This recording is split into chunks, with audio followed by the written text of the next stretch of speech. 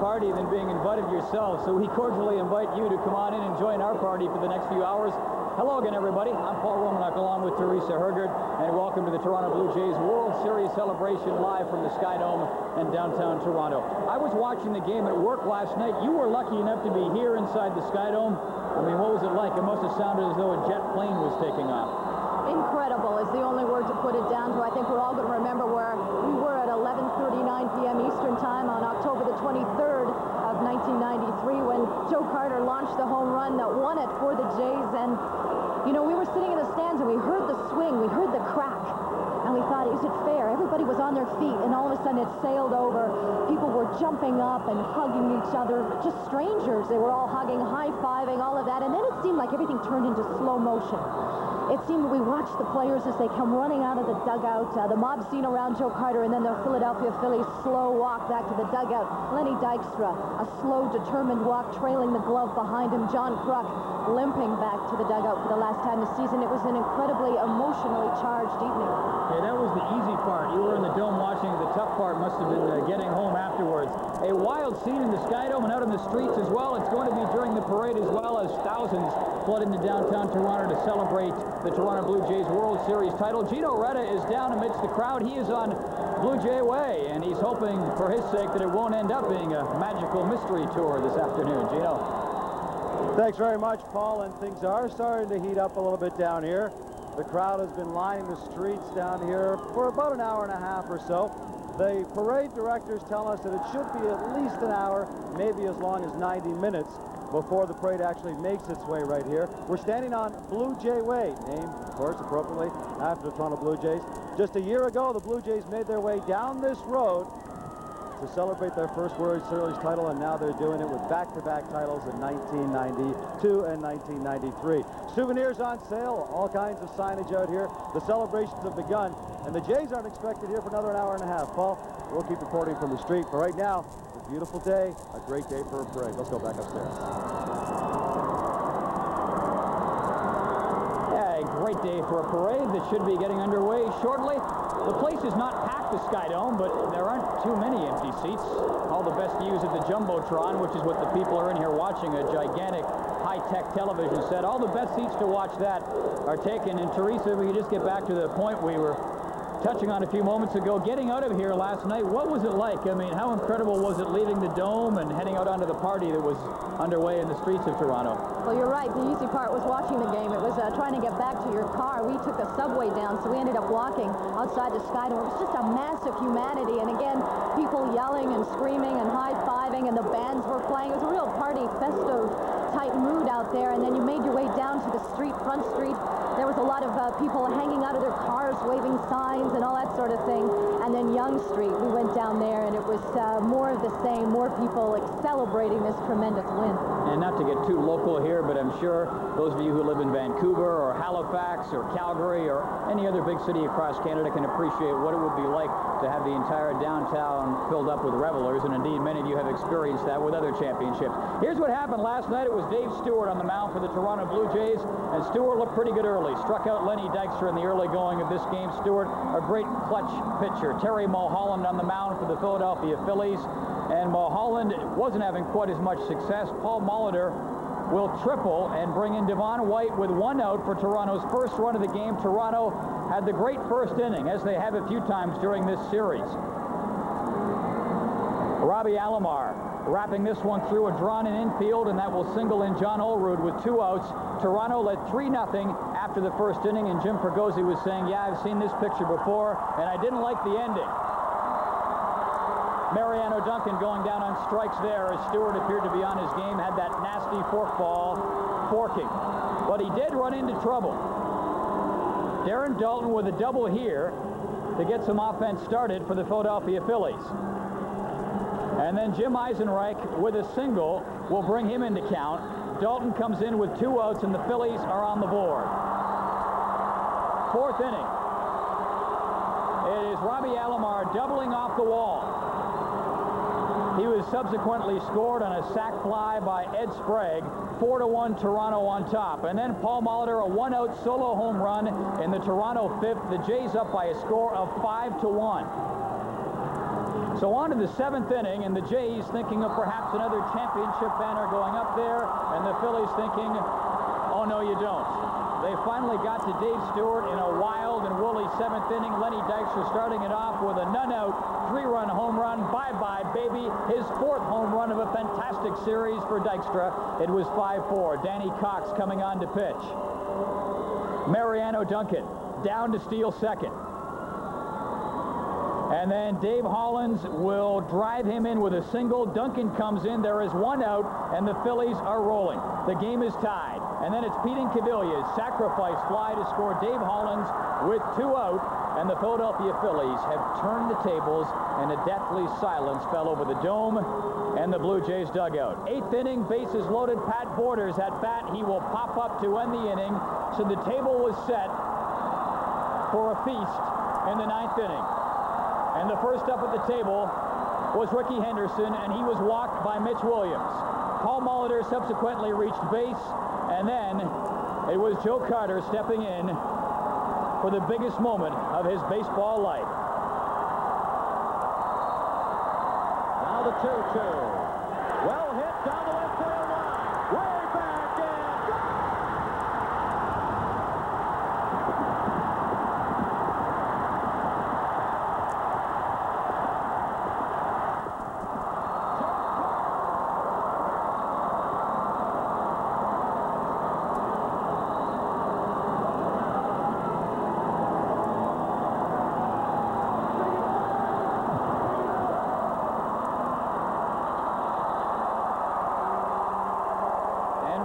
Of whether or not you're a baseball fan or a Blue Jays fan, you have to appreciate that moment in sports for the moment it was, and that is a very rare one. The last time someone hit a home run to end the World Series was 1960 when Bill Mazeroski did it for the Pittsburgh Pirates against the New York Yankees. Here's Gino Reda. And as we saw last night on Sports Desk when we did our cross-Canada checkup of fans right across the nation, we've also got some good national representation right here. First up, a gentleman, Don, tell us where you're from and what makes you a Blue Jay fan. Well, I come from London, and it's hard not to cheer for the greatest team in baseball. You know, they have a great team. It's a great country, and you just can't beat it 2 years in a row, Gino. Don came in from London, but this gentleman right in front of me here, Gary, came all the way from Winnipeg. And Gary, you got some tickets here from some of the games. I guess you must spend a fortune to see these games. Not really. I spent $300. It's the best $300 I ever invested. And I'd sure like to thank the Blue Jays for doing such a fantastic job this year. Yeah! Now, what is the Blue Jays support like back in Winnipeg, Gary? Well, it's pretty good. I mean, some people like Montreal Expos for whatever reason. I have no idea. Compared to these guys, this is a class act all the way. Gentlemen, thanks a lot, and welcome to the parade. Let's go back upstairs to Paul. And from the park, we will take you from the Blue Jays' home park, the Sky Dome, to the home park of Ontario government, Queen's Park, where the parade is getting underway.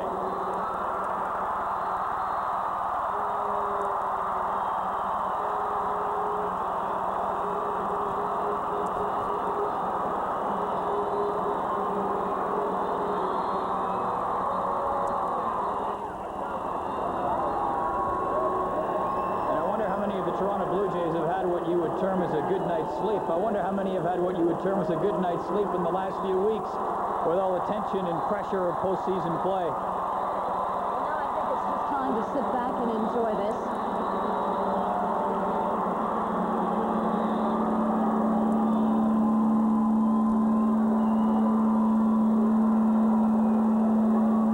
Well, for those of you familiar with downtown Toronto, and those of you not, perhaps this will familiarize you somewhat. This is the route that the parade is going to take through the heart of the city, Queen's Park, which is the provincial capital. And it will make its way from there down University Avenue across Wellington, and it will end up here at the Sky Dome. And actually, the map not totally up to date because the stretch run of the parade there, the street is being renamed Blue Jay Way, not in a tribute to the famous Beatles song, but in fact a tribute to the Blue Jays, I would guess. Part of the parade route there. Take a look at Paul Molitor, the World Series MVP. Paul, what can you say about Mr. Molitor? Well, you can say a lot of things, and not many of them haven't been said already, but I don't think there were too many people connected with the baseball world or who know Paul Molitor, who have dealt with them, that didn't have a bit of a lump in their throat last night when a close-up went up on the CBS broadcast showing Paul Molitor with a tear in his eye, and it was tough not to get a bit of a lump in your throat. Here's a man who has played a long career, given an awful lot to the game, had only been to the World Series once during his career, did not win a World Series championship when he was there with the Milwaukee Brewers, but he finally gets it for the Blue Jays, and he did it in amazing fashion. I mean, what a series he had. Just amazing. You know, I wonder how many people were cheering for him in Milwaukee last night. I bet you there was quite a few, and with the lumps in their throat there as well. Paul Molitor, you know, I was thinking throughout the year, gosh, if the Blue Jays are going to win this, I hope they win it just for the sake of Paul Molitor, who so desperately wanted to add a World Series to his many string of career accomplishments. Well, understandably, the biggest celebration of all is taking place in Toronto and was taking place there last night. But celebrations taking place as well all across Canada. There were celebrations literally going on from coast to coast, as best as we could figure, Vancouver and in Dartmouth.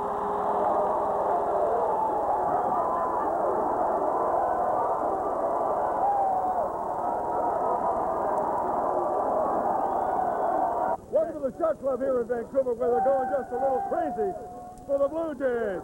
Yeah.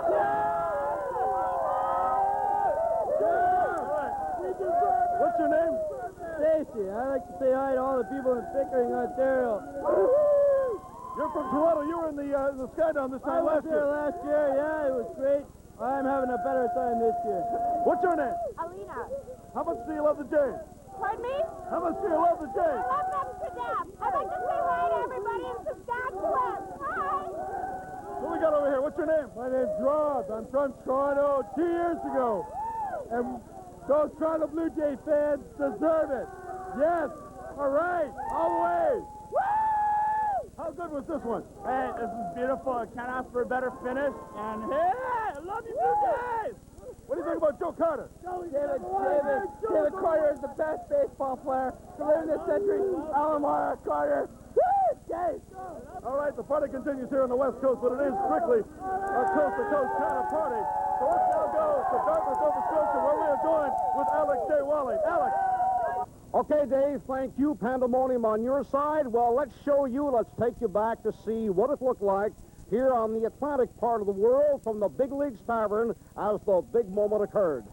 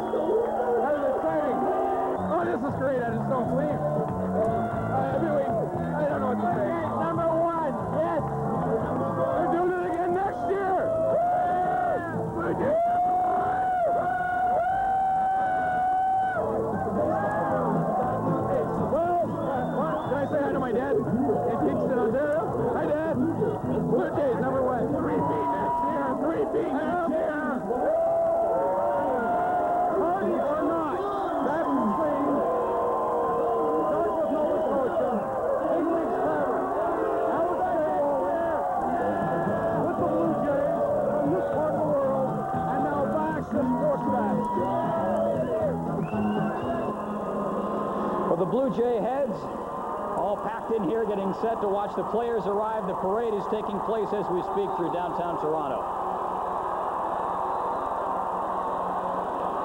All the man does is win. And that is outside Queen's Park Live as the parade is just getting underway. 2 World Series titles in a row for the Blue Jays and Cito Gaston, and it's my pleasure to welcome to our microphones the voice of the Toronto Blue Jays from day number 1, Mr. Tom Cheek. Tom, thanks for stopping by, and how much of a thrill was it for you to call another World Series championship last night? It was a great thrill. People ask about this one in context with number 1. I think it's 2 different issues. The 92 team was put together for the express purpose of winning it all and getting the monkey off the back. this was a retooled team, a different ball team, and I think maybe a little bit sweeter victory when you consider how far the Blue Jays had to come to make it happen.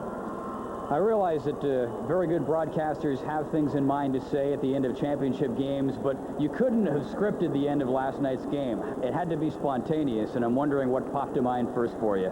Well, you know, unlike television, where you can let the camera show the people what's happening and then wax poetically, in radio, you got to be, first of all, sure that the ball went over the fence. You don't want to have it's gone, no, wait a minute kind of situation.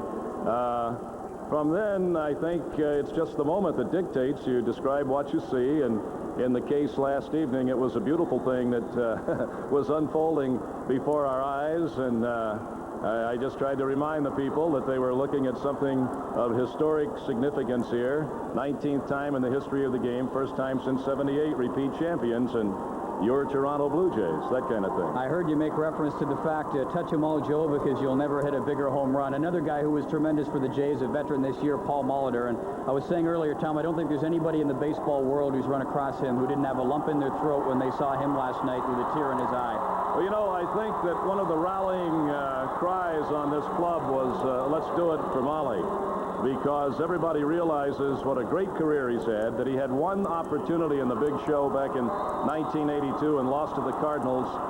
This was not the finishing touch on his career, because he gets better as he gets older, but he won't go on forever. So this was very special for Paul Molitor, and I think that hitting 500 in the series would indicate that he would not be denied. Do you think that last year there was a bit of a rallying cry to win it for Cito, and this year it was, as you pointed out, a little bit more for some of the veteran guys? I think that might be the case. I think last year it was, let's get the monkey off the corporate back. I mean, the Blue Jays as an organization had taken a beating over the near misses, and you have to realize that the Phillies in 111 years have won one World Series. The Blue Jays now in 17 years have won 2. This is 11 years of winning, but some major disappointments along the way. So finally putting this one into the win column in '92, I'm talking about, was a major accomplishment. This year, again, for the players, for Molitor, for some kids who came along and made great contributions, for a Pat Hinkin who had just an unbelievable season that was a gigantic question mark way back in the springtime. I think it was very special for all those reasons. Tom, one final question. I'm wondering if when you came to this country years ago to be the voice of the Toronto Blue Jays, if you were fully aware of the fact that this would be almost a national team, Canada's team, and not just a local team. Well, in those years, it was very difficult to perceive that coming aboard. But quite frankly, after the first season, I got that message that this is something very special. This organization, from day one, had a game plan. They never allowed themselves to be stampeded out of the game plan. They built a big base and built upon that base with championships in mind. So, yes, I've been very, very fortunate that I was tapped on the shoulder and had the opportunity, and never realized in my wildest dreams how fortunate I was back there 17 years ago. Well, congratulations, and thanks for stopping by. My pleasure. Thank you. Tom Cheek, play-by-play voice of the Toronto Blue Jays. An opportunity to do something not a lot of announcers get a chance to do. Call 2 World Series championships back-to-back. Hasn't happened since the Yankees did it in 1977 and 1978. As we get a look at some of the thousands of fans here in the Skydome celebrating the Blue Jays win and looking forward to the arrival of the players.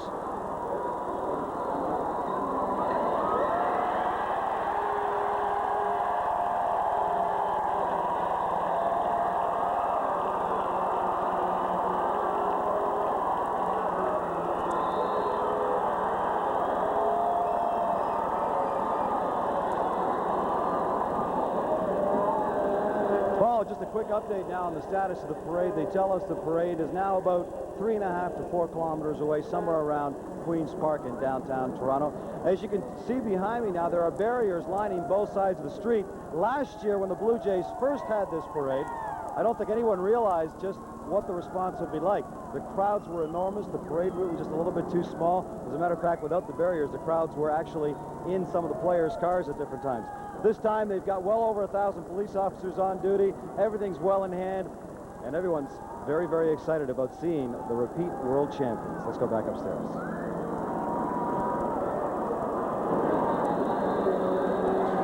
Well, the Toronto Blue Jays were outdone this year in terms of attendance only by the expansion Colorado Rockies. They packed them in again. And the man they were cheering last night was, of course, the hero. Joe Carter hit the game-winning home run for the Toronto Blue Jays, and he was amongst a bunch of Blue Jays we talked to after the big win. I'd say the home run really hit home, you know, around the bases. And then when you touch home plate, you see everybody there waiting for you. The fans are jumping up and down. And you say, wow, we just won back-to-back championships. And it really didn't sink in until I'm on the ground laying down. They finally picked me up and let me get up. And I look up, and it says, you know, you look out, it says world champion. And it's like back-to-back. I mean, that's a great feeling. Hey, Beast. Hey, man. You said 3 home runs. Yeah, I know. It was a 3-1 homer. Oh, I missed it. I will say that it's the best year I've had, and I can't explain why at 37 and with everything I've been through, injuries and coming over here, why that would happen, but the timing was pretty good. That's right. As a boy, you think about the last inning of the World Series. You know, the ninth inning, hit a home run to win it. Joe Carter did it, and like I said, it couldn't happen to a better guy. This is why you work. This is what you're here for, you know, to go all the way. And, you know, this is my second one, and I feel real proud of it. This is Paul Molitor first, and I feel real happy about it. Joe hit a big one today. I know he was saying early today, I heard from some of the guys that, hey, get on my back, I'm going to carry you today. But it was a team effort all the way around. Oh, this is a great feeling, you know. When in the ball club, I think this is a great feeling. But coming over to Toronto and the things I went through, you know, I couldn't ask for anything better. It turned out to be, put the icing on the cake. I'm just happy for my players, and as long as they respect and give me credit and go out and play hard, that's all I care about. What I'm going to think about is the fact that we got here to the World Series. I let my team down tonight, and I'm not going to go home and commit suicide or anything like that. I still have a job to do next year. I'm going to come back next year and try and do the same job I did this year. You know, we came close. I mean, let's put it this way. We got 2 more outs. I mean, I think there have been a lot of different things going through people's minds, but it didn't happen. It's over now. Toronto won. They were the better team. The team lost, and it was one we didn't really want, but you know, we knew it was possible. You know, one team only wins every year, and unfortunately for us, it wasn't us this year. You're shocked, you're disappointed, but you're also, I mean, this team is real happy with the way the team did this year. We're proud of all the guys. Everybody did a great job. I mean, we need to hold our heads up high for that reason. We got the World Series, and that's more than a lot of people even dreamed of that we would do. And, you know, we're proud of the team. We're proud of all the fans. The fans stuck behind us, and, you know, it's a tough way to lose. And this team did what they've done all year long. They battled back. And, you know, I think that once we're able to, you know, get away from here and reflect on that, you know, that's going to be something a little bit special than just folding up the tents and going home.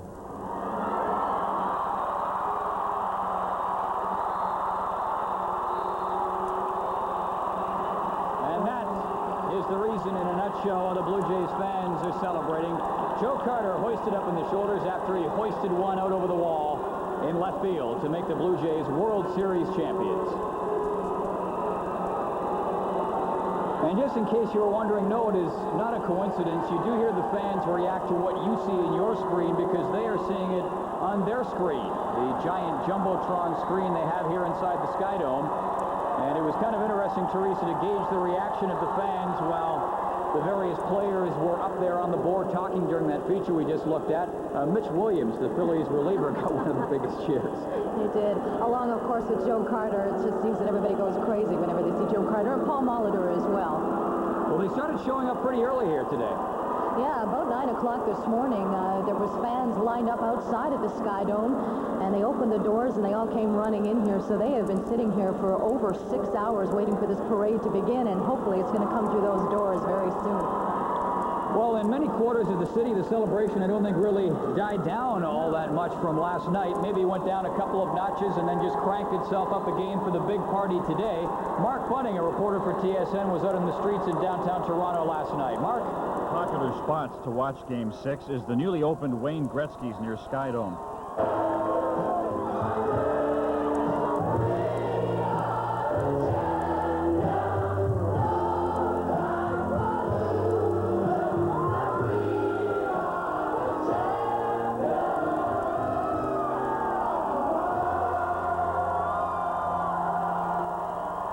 Outside of Skydome, fans spill out of the stadium and head for the streets.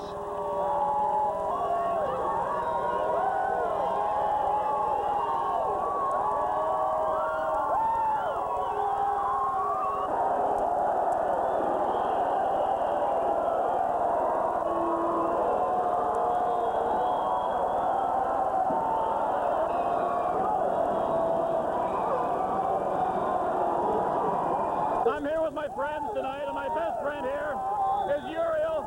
He's protecting me somewhat. As you can see, everybody's very orderly here in Toronto.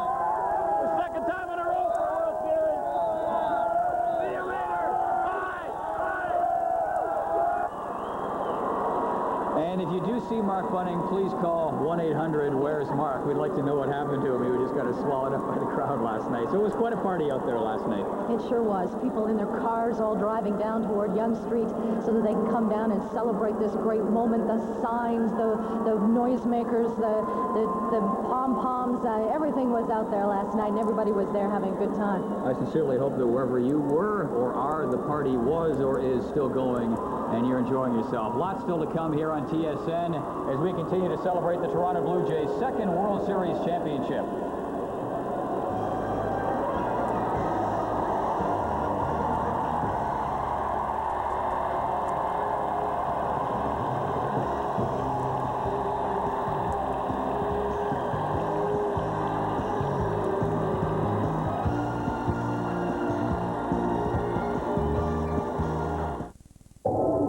It has dual airbags, but it's not a BMW. It has front and rear crumple zones, but it's not a Lexus. And it has an energy-absorbing steering column, but it's not a Mercedes. This luxury sedan starts at $17,690, because you shouldn't have to spend your life savings on a car that could very possibly save your life. The new 1994 Nissan Altima, built for the human race. Blues?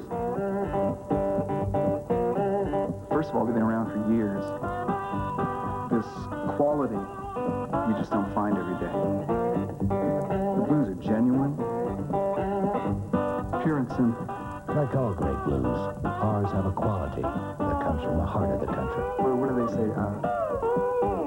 They don't make things the way they used to. Well, some people do.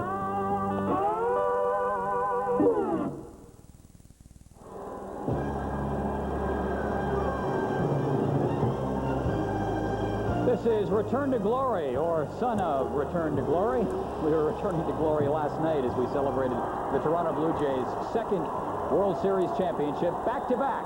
First team to do that since the Yankees did it. Gino Reda standing by. Okay, Paul, a quick update for you. The front end of the parade route is now on Queen Street. As you can see, things getting really excited. All kinds of fans been here now for over a couple of hours. And where there are fans, there will be salespeople. You can get your Blue Jay clapper, your Blue Jay pennant, and your Blue Jay Repeat Champion T-shirt. All kinds of stuff to buy and all kinds of stuff to do while they're waiting for the Toronto Blue Jays. Let's go back upstairs. You notice Red is always out there scooping up the free stuff. He's always out there picking it up. Well, this is the scene inside the Skydome right now as people anxiously await the Blue Jays who are making their way along that parade route as we speak. Well, the Blue Jays are expected here at the Skydome by about 4:30 Eastern Time. We will be here to cover their arrival as well as the parade route. Between now and then, lots of time to reminisce, and let's do a bit of that right now.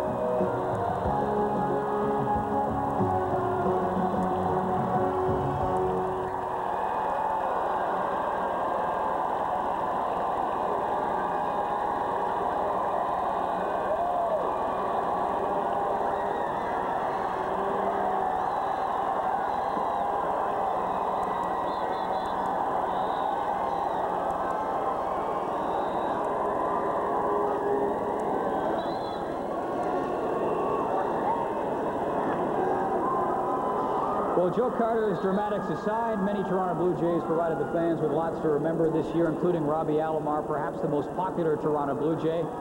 What a season he had, and it was highlighted by great defense, and we got an example of that in the first game. Fifth inning of play, it just seemed like Robbie came out of nowhere. Flat-out extension, and he's got the catch. He actually robbed Lenny Dykstra, a player that was giving many Blue Jays a few fits out there on the field. But, boy, he also could have been a real candidate for the MVP. Alomar with a .376 career postseason batting average, which is one of the best, if not the best, in fact, amongst active major leaguers. What an incredible postseason run Alomar has had. Runs in the family, of course. His father, Sandy Sr., was a major league player.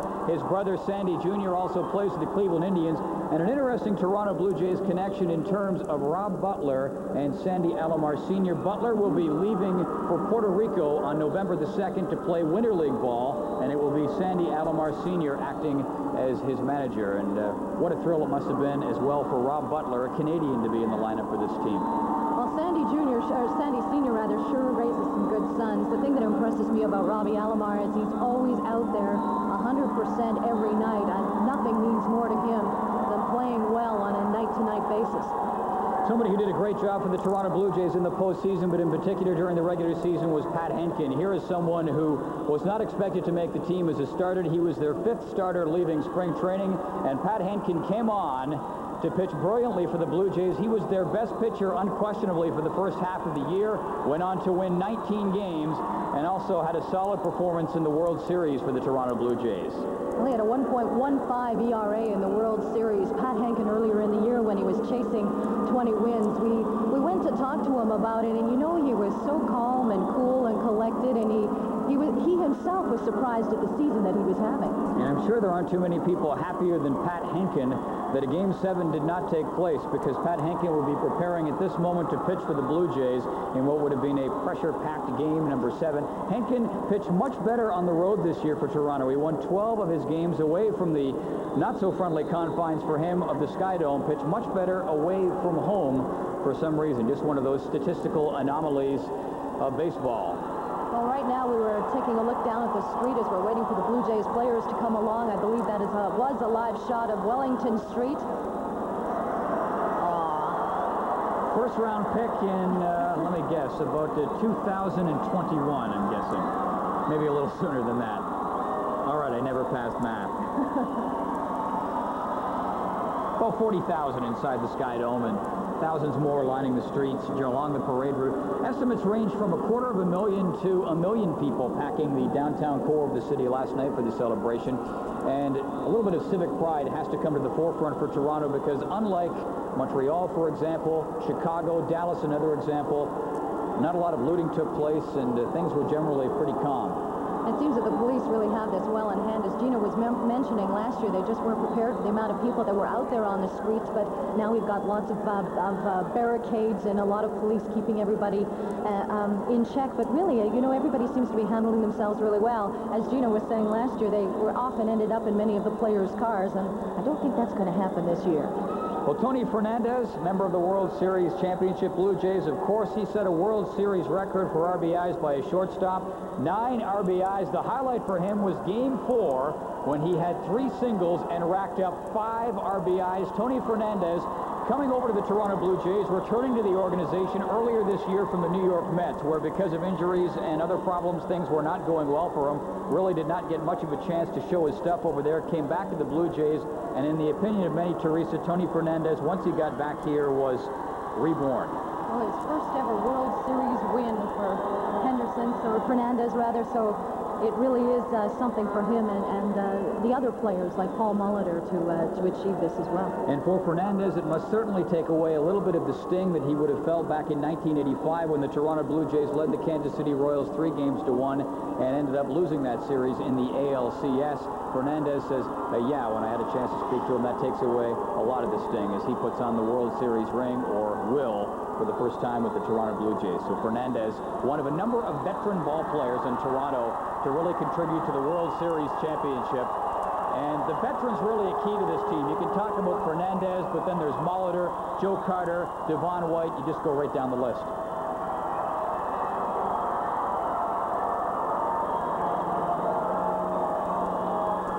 The fans showing their support for Paul Molitor. Really, it would seem that a lot of fans have absolutely embraced this man that has come over from the Milwaukee Brewers, where he played for 16 seasons. Came to us as a free agent, but deciding that it was time to move on. He said he had mixed emotions about it, but boy, I think when you take a look back at the season that he had, the career highs that he had, and now this World Series win, he obviously did the right thing. Well, I thought that maybe Dave Winfield was going to go down as one of the most popular Blue Jays ever, and he still will. Dave Winfield contributed so much to the Toronto Blue Jays' first World Series title. He left, and a lot of people wondered who was going to take his place, and Molitor did that in spades. Well, Dave Winfield last year was the one that unfurled the World Series banner here in the Skydome. I wonder who it's going to be this year. Well, Molitor with a career year, and capping it all off with a World Series title and a World Series MVP award. Let's go back to Gino Reda. Thanks very much, Paul. They tell me now the parade has reached Queen Street, which is about 1.5 kilometers away, and all kinds of excited Blue Jay fans. Come here. Obviously, Joe, I need you guys to lean back for me. Obviously, Joe Carter was one of the highlights of the World Series. Other than Joe Carter's home run, other things you're going to remember in 1993. Oh, Paul Molitor all the way. He's definitely the guy who deserved to win MVP, and he'll be there again next year doing the same thing. A big Paul Molitor fan. We don't want to talk about Alamar's anatomy on television. As I say, the parade route is about 1 kilometer away, and as they get closer, we'll hopefully have an opportunity to speak to some of the players. Let's go back inside.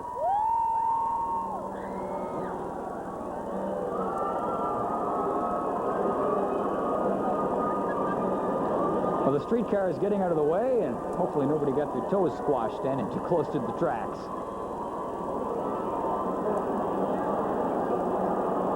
I think somebody was celebrating a little late out on Yonge Street, just absolutely had it. Up late with the parents celebrating. Yeah. Lots more celebrating to come as we continue our tribute to the 1993 World Series champions, the Toronto Blue Jays. You're watching Return to Glory live on TSN.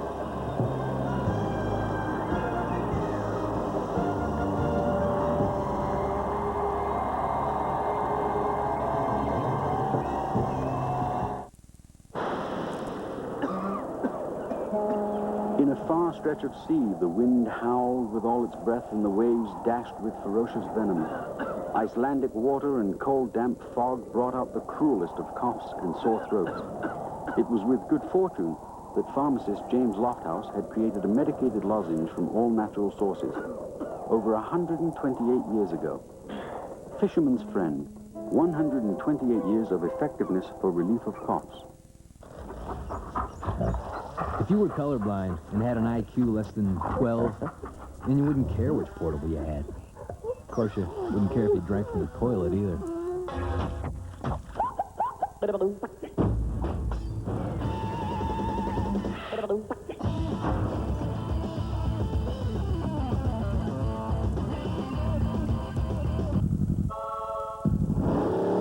Game gear. System to game, sold separately.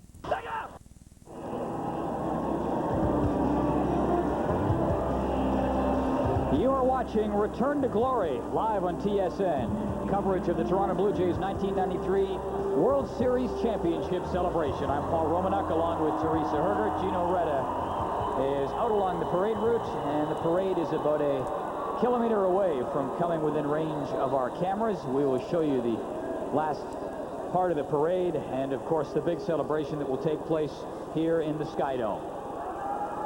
There's a few seats left in the upper levels of the Skydome, and imagine once the cars make their way into the Skydome, we will be seeing these seats all fill out. But everyone is anxiously awaiting. Most people have been here. It's closing on 7 hours now. 7 hours that they have been waiting to see the Blue Jays. I think some of them never went home last night. Here's Gino. Thanks very much, Paul. And now joining us to just show us how truly national the Toronto Blue Jays are is one of our guests from Prince Edward Island. What is it about the Blue Jays that makes this a national baseball team as well as a local team of Toronto fans? Oh, just that they're winning the banner, the World Series banner. That's the best part of it. Now, what is the response like back at Prince Edward Island? Is there a big, I know a lot of Easterners like a lot of the East Coast baseball team like the Boston Red Sox and the New York Yankees, but what is it about the Blue Jays that draws them? It's Blue Jays all the way. It's just that it's on Blue Jays all the way. Welcome. I'm glad you guys could share in the victory with the rest of Canadians. Let's go back inside. think she was a little overcome. Not bad for such a young franchise. Such And an one more will go up there. Devon White, what a story he was for the Toronto Blue Jays. And give him a round of applause. He hit .444 during the American League Championship Series. Could have made a strong case for him being the MVP in that series. Dave Stewart was. And then White having a great World Series as well. This is game 4 in the 8th inning. He doubled. That scored a couple of runs. White ended up hitting .292 in the World Series, hitting .444 in the American League Championship Series. Well, many point as a turning point of the Toronto Blue Jays is when Devon White arrived in Toronto the same year as Joe Carter and Robbie Alomar. And that really seemed to be the year that the Jays were committed to bringing the World Series to this city. Well, the thing you talk about with Devon White, of course, first and foremost, is his defense. Who can forget that spectacular catch he made last year in the World Series against the Atlanta Braves? He made a few great catches in center field this year during the Championship Series and the World Series as well. But, man, he showed everyone he can do it with the bat, too, if there was any doubt, and there wasn't all that much. This is a look along the parade route in downtown Toronto, and you can see the police guard leading the way, a phalanx making its way through the crowd, and the players are back there somewhere. Let's go back to Gino. Thanks very much, Paul. Now, I mentioned the fact that Toronto Blue Jay fans are not limited by city boundaries, nor are they limited by provincial boundaries, nor are they limited by our national boundaries. A couple of British fans here. Folks, you guys have been living in Toronto now for the last 4 years. How do the celebrations here in the city of Toronto compare to the kind of celebrations like the FA Cup back home? Everybody is just, I don't know how to describe it. It's just amazing. Yeah, no. The atmosphere here just doesn't compare. Like, it's yeah, I don't know. It's just a shame sometimes back home people get a bit too carried away. Here, everybody's just here for the good time. And Now, you're enjoying the party, but are you real, true Blue Jay fans, or are you just enjoying the good time? Sure. Definitely this year. Last year, I started this year, for sure. I'm definitely a Blue Jay fan. Ski show today, we got sidetracked. All right, just a quick test for you here. Can you name me 2 Blue Jay players, or are you guys really just here to enjoy the party? Joe Carter and Paul. Yeah. There you go. They are true Blue Jay fans. They do indeed pass the test. Let's go back to Paul and Teresa. No doubt about it. Pip, pip, cheerio, and all that. Hope they enjoy the parade. Blue Jays fans coming from all over Canada and around the world, as we just saw. Everyone here in the Sky Dome anxiously awaiting for those Blue Jays players to make their way in. Well, Teresa, remember last year Tom Henke was the man who nailed it down for the Toronto Blue Jays time and time again. Dwayne Ward was the setup man, and this year it was Ward donning the mantle of being the closer, and what a job he did. Well, some big shoes to fill, but he filled them admirably. This is Ward in game number 1. 9th inning came in, and he struck out not 1, but 2. Great movement on the ball. Ward setting a Toronto Blue Jays team record for saves this year. He had a fantastic season and capped it all off with a very good postseason as well. Had a couple of saves in the American League Championship Series, and that was one of the saves he picked up in the World Series, game number 1. Henkin, Ward, Carter, Molitor, signs up all over the Sky Dome with names of the particular sign maker's favorite player. I can't believe how many people are packed in here basically to watch television.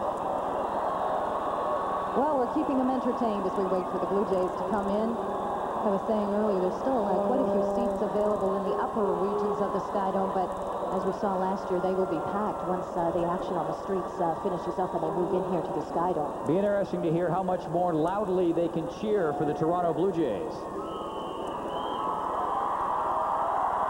As we take a look down on Wellington Street, it would appear we see the police pipe band coming down the street. That is the start of the parade, folks. It's getting closer.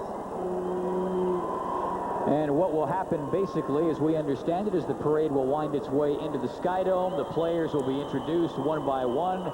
They will get up and say a few words, as will some public officials, and no doubt be bathed with applause. The players, that is, not the public officials. John Olerud, game number 1, 6th inning, and bye-bye, baby.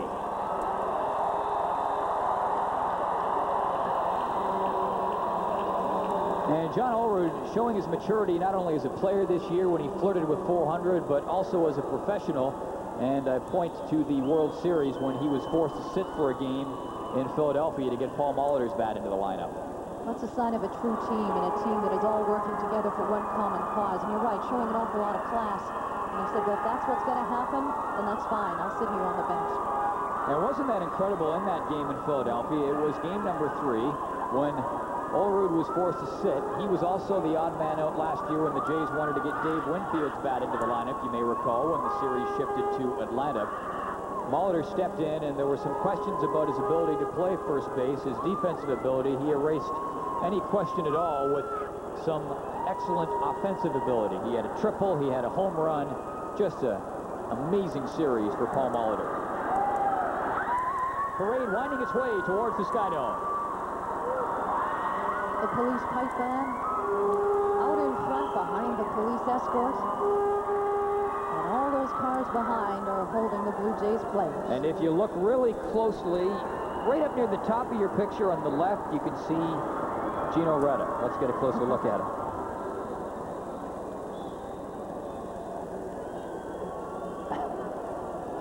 Welcome back down the street. And now, you know, one of the interesting aspects of this year's World Series is we have a Canadian in the lineup, Rob Butler, who really contributed. Now, you're a Toronto Blue Jay fan. You're truly a Rob Butler fan.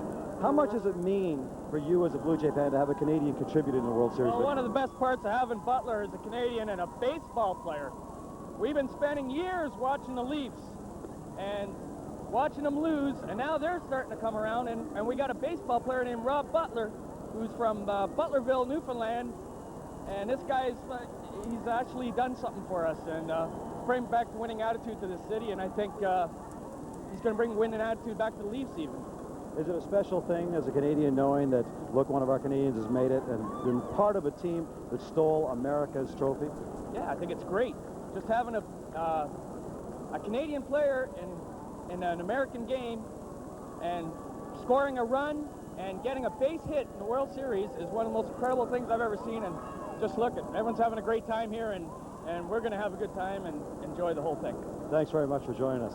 It'll be interesting, Paul, Teresa, to see what kind of response when Rob Butler does indeed come down the street, to see what kind of response he gets from the fans. Certainly Joe Carter's a hero, certainly Paul Molitor, the MVP of the World Series, but it'll be interesting to see the reaction that Rob Butler gets as well. Thanks, Gino. We were here at the game. Some of us were here at the game last night, and they showed Rob Butler on the big jumbotron, and again, the Sky Dome erupted, giving him a huge round of applause, and I think he was just sitting in the dugout at that point. And just to clarify any confusion, Butlerville is not, in fact, named after Rob Butler. I think that fan would have liked it to be. Nor was he named after the city. No. Rob Butler coming from East York, doesn't he? East York, which is pretty much a suburb of Toronto. And the parade winding its way towards the Sky Dome, and there's a look at the parade route, just to familiarize you with how downtown Toronto is set up if you've never been here before. University Avenue from Queen's Park, which is the provincial capital. Big stretch along Wellington Avenue, which is where the parade starts to come into view of our cameras, and then down Peter Street and Blue Jay Way. That is Blue Jay Way, located just outside of the Sky Dome, oddly enough. And the parade will wind its way along Blue Jay Way and inside the Sky Dome, where about 40,000 people have packed their way in to give the World Series champions a big round of applause or two.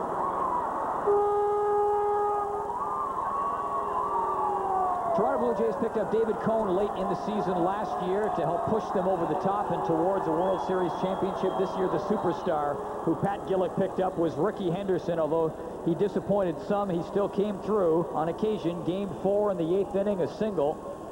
And that drove in a couple of runs to pull the Jays to within one at that point.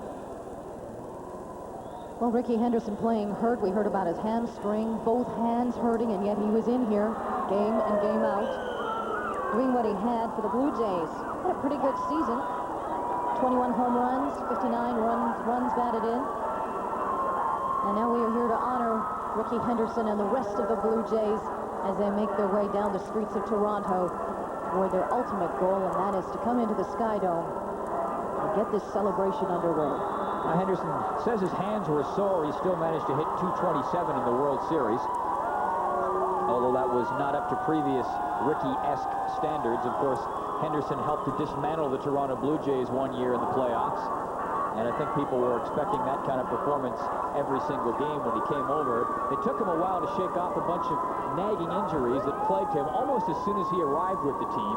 And I don't think, in fairness to Ricky Henderson, he ever really got totally in gear with the team. And I also don't think he'll get a chance to, because I doubt that he'll be back next year. In all likelihood, Rob Butler will be the Toronto Blue Jays starting left fielder, although that's very early speculation. There has been quite a bit of speculation, Paul, on who is going to return next year and who won't. Ricky Henderson, it looks like he's going to be on his way out. He's a free agent, and perhaps he'll be looking for another job south of the border. Well, that's early speculation, but judging by the age of some of the people in the crowd, as we got a good look at them, I think that's the only speculation they're capable of. It's very early speculation. Let's go back to Gino Reda along the parade route. Interesting enough, as you were speaking about Rob Butler just a few moments ago, now joining me is Constable Chris Haynes, who knows Rob Butler not just as a fan of baseball, but you know him a little bit more personally, don't you? Yeah, a little bit. Well, I guess about 5-6 years ago, I used to coach ball at East York as well as play ball at East York, and helped coach Rob one year in his Bantam year. He was already a phenomenal ball player, didn't have to teach him anything. And actually a couple times he moved up with our team and played alongside myself and a couple other guys. Super guy, wonderful. Now, when Rob Butler's playing Bantam baseball, was it that obvious that he was just head and shoulders above the rest of the crowd, or were there certain aspects of his game that made you think maybe one day this will be a Major League Baseball player? Well, the hitting's always been there. Actually, at that age, he was a pitcher. And we tried to get him away from the pitching, a bit of arm problems, etc. But a lot of his talent is homegrown. It's right in himself. Nobody had to teach him. He was born a ball player. Well, Chris, I'm sure you must be very proud to see him play in Major Leagues with the Blue Jays, right? It's great. It's great. Constable Chris Haynes, part of the security crew here today, and also a good friend of Rob Butler, and I'm sure very excited to know that Rob Butler will be by here in just a few moments' time. As well, the rest of the Toronto Blue Jays. As they move closer, there's Tommy Craig in the middle of your screen. He's a Toronto Blue Jays trainer. That is B.J. Birdie front and center. Peter Widrington, the chairman of the Blue Jays, just to the bird's right. Didn't think I'd be describing location in relation to a bird. However, that being said, as we wait for the parade to wind its way to the Sky Dome, time to think back to some of your favorite memories of the Blue Jays playoff run. Let's start with the ALCS. Game 1 of the American League Championship Series, scoreless until the top of the fourth, and Ed Sprague slices a triple past Ellis Burks, and that will score 2 runs and put the Jays up by a score of 2-0. With the Sox leading 3-2 in the fifth, the Jays continued to rough up 22-game winner Jack McDowell. This time it was John Olerud with a 2-run double to give the Jays a 5-3 lead. Paul Molitor continued where he left off in the regular season. He was great. 7th inning, he blasts a 2-run home run. The Jays go on to take Game 1, final score 7-3. In Game number 2, the score was tied at 1 in the 4th inning when Tony Fernandez singles in Molitor. Fernandez would score on a throwing error and put the Jays up by a score of 3-1. Dave Stewart started for the Jays and bailed himself out of a bases-loaded, none-out jam in the 6th. Gets Warren Newson to ground out to end the threat. Stewart and the Jays hold on for a 3-1 win and a 2-0 series lead. In game number 3, the Sox roughing up Pat Henkin for 5 runs in the 3rd. Ellis Burks and Lance Johnson hit 2-run singles to put Chicago up 5-0. Meantime, the Jays were being stifled by lefty Wilson Alvarez. He allowed just 1 run. He went the distance. Chicago went on to a 6-1 victory, cutting the Jays' lead in the series to 2-1. The story of Game 4 can be summed up in 2 words. Lance Johnson. The White Sox center fielder hit his first home run of the season and gave Chicago a 2-0 lead. On to the 6th inning. Johnson at the plate again. And this time he comes through with a 2-run triple to put the Sox up 5-3. Chicago going on to win this game 7-4, and the series was tied at 2 games apiece. The Jays won 2 in Chicago. The White Sox won 2 at the Dome. The Jays had Jack McDowell's number once again in Game 5. First inning, his pickoff attempt way off the mark, allowing Ricky Henderson to score. Toronto goes up 1-0. Toronto starter Juan Guzman had a perfect game into the 5th, but Ellis Burks broke that up with a solo home run. That cut the Toronto lead to 4-1. The Sox closed the lead to 5-3, but Dwayne Ward preserved the win with a strikeout of Bo Jackson. Jackson's 6th K of the series. The Jays were 1 win away from another trip to the World Series.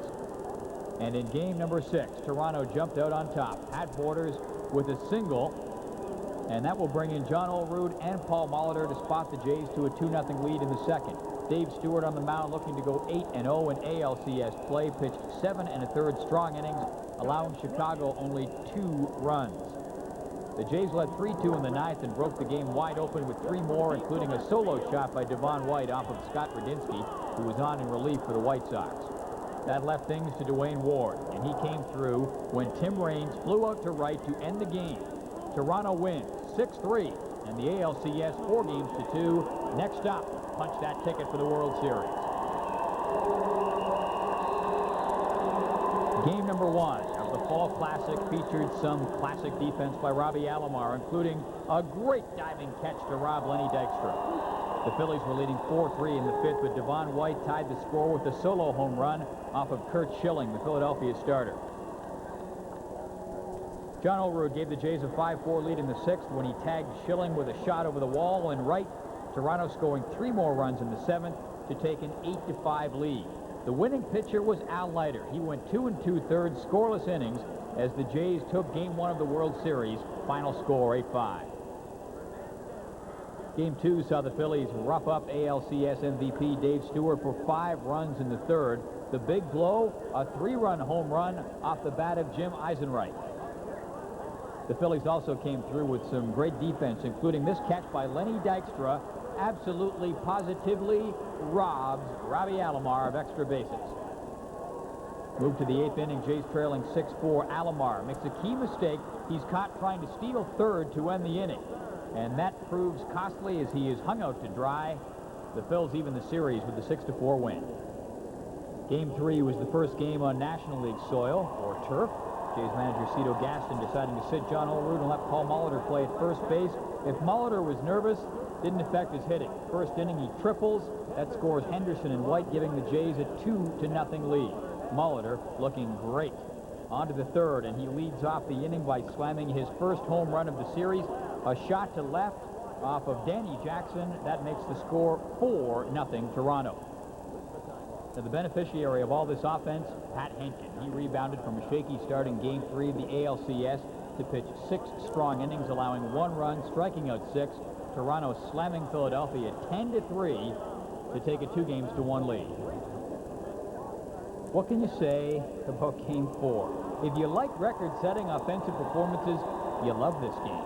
Toronto jumped out to a 3-0 lead after half an inning, but Todd Stottlemyre squandered that by walking 4 Phillies in the bottom of the 1st. That tied a World Series record. Lenny Dykstra, an offensive force for the Phillies. He had a pair of 2-run home runs, and he tied a series record with 4 runs scored. An amazing game for him. And Tony Fernandez drove in 5 runs and set a series record for most RBIs by a shortstop with 9. Philadelphia had a 14-9 lead heading into the 8th, and then the doors fall off. Toronto with a 6-run rally, capped off by a 2-run triple by Devon White. From there, the Toronto bullpen took charge. Mike Timlin and Dwayne Ward combining to shut down the Phillies the rest of the way. Toronto wins it 15-14, setting records for most combined runs in a game, and longest game, it was 4 hours and 14 minutes. In Game 5, Juan Guzman on the mound in Philadelphia. A Blue Jay defensive error on Lenny Dykstra's steal would move him over to 3rd. Then, a single by John Kruk scores Dykstra from 3rd, and the Phillies are up 1-0 in the 1st inning. And while the Philly fans went absolutely nuts, Cito Gaston could only watch and hope. Then in the 2nd inning, Kevin Stocker scores Darren Dalton, giving the Phillies a 2-0 lead. Starting pitcher was Curt Schilling, and he was brilliant. He got some great help from Guzman, who hit into a double play here. Schilling also got some defensive help from catcher Darren Dalton. Alomar is going to try to steal, and watch Dalton. Guns him down, no chance. And Gaston couldn't believe the way things were going. Guzman got himself out of a bases-loaded situation. Mariano Duncan, bases loaded, strikes him out. But Schilling was too strong. He was great. Schilling maybe pitched the game of his life. He picked up a shutout. Devon White in here, and he goes down. And when he wasn't striking them out, some strong defense behind him.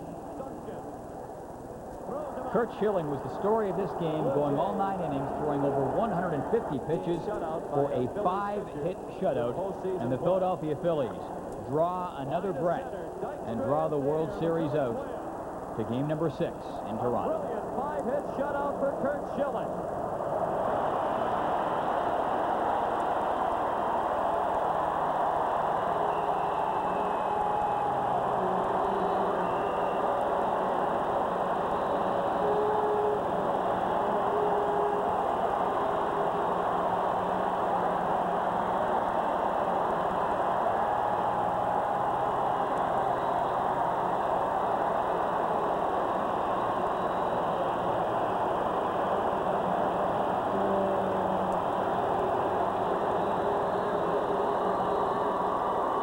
First time a World Series has ended with a home run being hit to win it since Bill Mazeroski did it for Pittsburgh against the Yankees in 1960.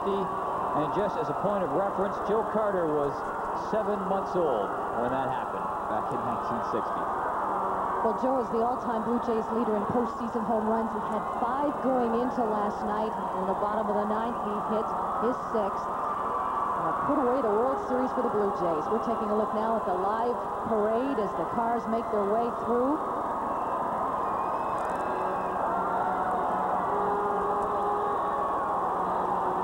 And there's where they are, right where the Blue Jays logo is. So they look to be about halfway. So if you're in the Skydome, you've got a while to wait yet. If you're at home, you've probably got the best seat in the house. Phillies pipe band leading the way. B.J. Birdie. He's in the lead car. Hey, you want to know something, though? The Blue Jays may have won the World Series, but in the battle of mascots, and I had an opportunity to go to both parks and watch, no contest, the Philly Fanatic is hilarious. Maybe one of the best mascots going. Yeah, providing an awful lot of color when things slow down out in the field. There's Pat Borders in the middle of your screen there in the check shirt. Pat Borders with his wife, Kathy. And they've got 2 kids, Lindsay and Levi. There's Todd Stottlemyre in the same car with him in the black leather jacket. And Todd bringing his wife Sherry along today. And everybody just kind of sliding along up top right-hand portion of your screen. Just lost him. That was Danny Cox. And then we'll get a closer look at Pat Borders once it comes into focus. Thank you. There we go. And you can see Todd Stottlemyre there with him. Pat Borders, last season's MVP. Another strong year for the Toronto Blue Jays behind the plate. Things slowed down a bit by all of the people that are crowding around the cars. They had hoped for the parade to move a little bit faster, but as we just saw, a lot of fans having to lean over and shake their favorite Blue Jays player's hand. So the parade inching its way towards the Skydome. Kind of lonely there on Blue Jay Way. But very, very soon, those cars will make their way up Blue Jay Way and then down into the Skydome. Just to get back to Joe Carter, what a great connection he is with the Toronto Blue Jays. Of course, the game-winning home run last night, but just one of those weird baseball statistical things. Again, he caught the ball for the final out against Atlanta last year in the World Series, so in a sense, he ended the World Series last year. He ended the World Series this year, and he also ended the American League Championship Series this year when he caught the fly ball for the final out. Apparently, after each of those, he gave the ball away. He said last night's home run, the ball that he hit, he says that's the one he's keeping. And Carter also hit the Blue Jays' first ever World Series home run last year against Tom Glavine. That was in the first inning of the first game against the Braves. Fans in the Skydome still patiently waiting. When are they going to come?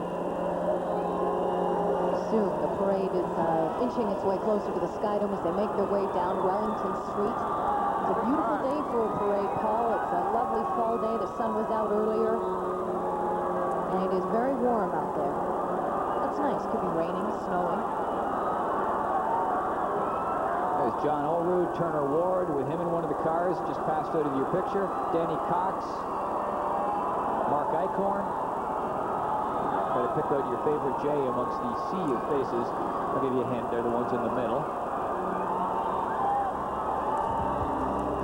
Hang in there. They'll be here soon. Lots of time to eat, anyways. We'll be back with more after this.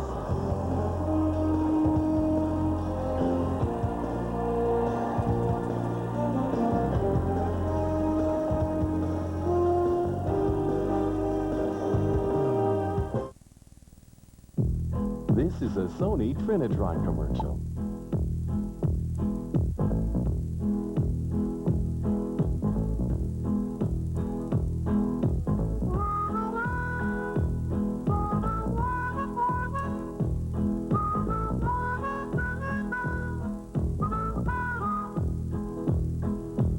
Sony Trinitron, designed to last. It has a responsive dual overhead cam engine, but it's not a Mercedes. It has a highly advanced multiple link suspension system, but it's not a BMW. It has dual airbags and 24-hour roadside assistance, but it's not a Lexus. It's an entirely different kind of luxury sedan. It's an affordable one. The new 1994 Nissan Altima, built for the human race. Up here, the blues are everywhere. Well, you know, late at night in bars, sharing the blues with lots of people just seems natural. Like all great blues, ours have a quality that comes from the heart of the country. You know, you can't stay home all the time.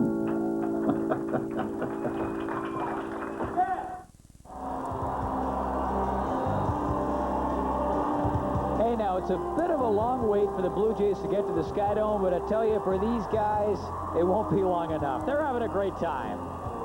And I hope you are, too. Hope you're enjoying what's left of the weekend, wherever you're joining us from across Canada. I'm Paul Romanuk, along with Teresa Hergert and Gino Reda, and we welcome you back to our continuing coverage of the Toronto Blue Jays 1993 World Series Championship celebration. And there's a couple of guys who were teammates in Oakland and teammates again in Toronto to celebrate a World Series. Dave Stewart on the right, Ricky Henderson on the left.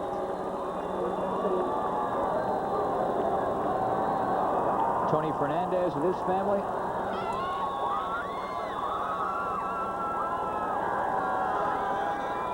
And Alfredo Griffin, the other Blue Jays player in the car. He's in the taupe-colored jacket. Daughter Rosemary along for the ride. And there he is, Joe Carter. And let's hear it for Joe Carter as about 40,000 stand up here in the Dome. Joe Carter riding along with his wife, Diana.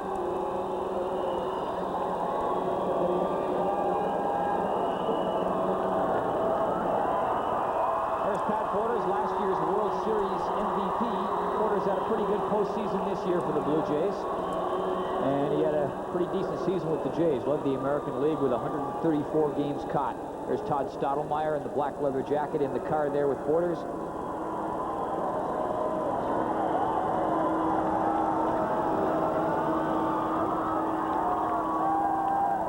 parade slowly making its way along as the fans all gather around the cars. Just a tunnel there for the cars to pass through. They're on Wellington Street now, getting closer to the sky. That's Peter Woodrington there, just going out of your picture in the bottom right. He is the chairman of the Toronto Blue Jays. And there's kind of a neat view, looking right down between all the buildings, and it gives you a pretty good idea for how slowly this parade is inching its way along.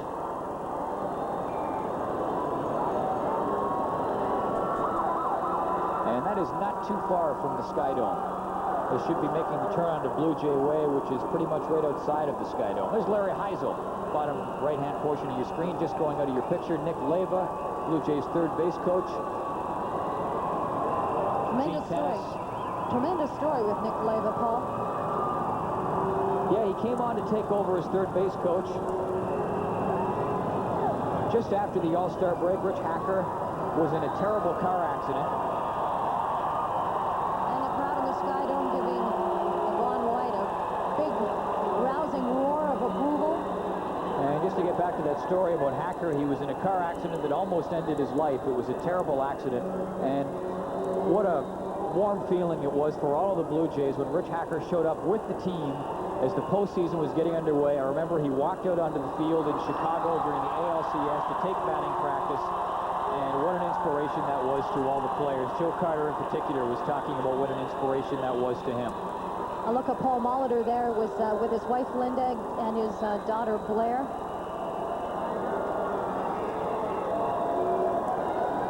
There's Mark Eichhorn in the middle of your screen. Returned to the Toronto Blue Jays and appeared exclusively in relief this year for the team. He was Rookie Pitcher of the Year with Toronto back in 1986. And he left the team for a while and then ended up coming back last year.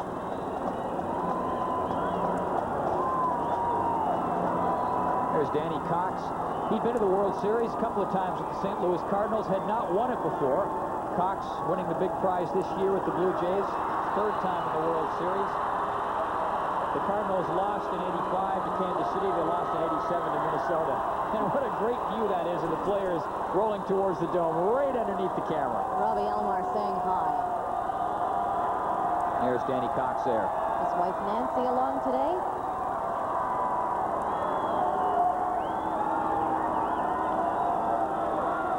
The wives, too, a big important part of this team. And a real presence during the playoffs, during the regular season too, but in the playoffs, of course, you see the wives appearing on television all the time. The television cameras often shooting them when they were in the crowd at a game, even on the road. Saw the Phillies wives here last night cheering wildly when the Phillies took the lead in the game. Oh, and Paul, they are getting closer to the Sky Dome. The fans inside the dome are roaring and waving at the Jumbotron as they take a look at the players slowly inching their way toward the Sky Dome. The moment that many of these people have been waiting for just over 7 hours is finally going to happen. Johnny Sullivan right in the middle of your picture, and what a story that man is. He has been in Major League Baseball for most of his life, and this is his final year with the Toronto Blue Jays. He joined the team in 1982. He was the first base coach in '82 and '83. He's 52 years old. And what a way to go out with another World Series ring. There's Betsy Sullivan as she celebrates this moment with her husband as well. And some of you longtime baseball fans will remember Johnny Sullivan as a catcher with Detroit, the Mets, and the Phillies. Never made it to the World Series as a player, but has been there a couple of times as a coach with the Toronto Blue Jays. After being the first base coach, Sully, as the players' column, was the team's bullpen coach.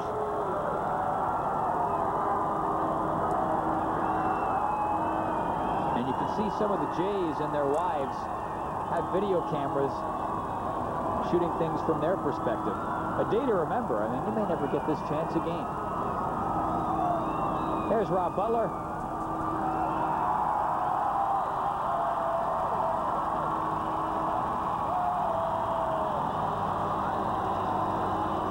The 6th Canadian-born player ever to wear a Blue Jays uniform. Some of the others, Dave McKay, Rob Ducey, Denny Boucher for a while, Paul Hodgson, Vince Horstman. And there is a Volkswagen without seat covers somewhere, I think. Dwayne Ward looking awfully snappy in that shirt today.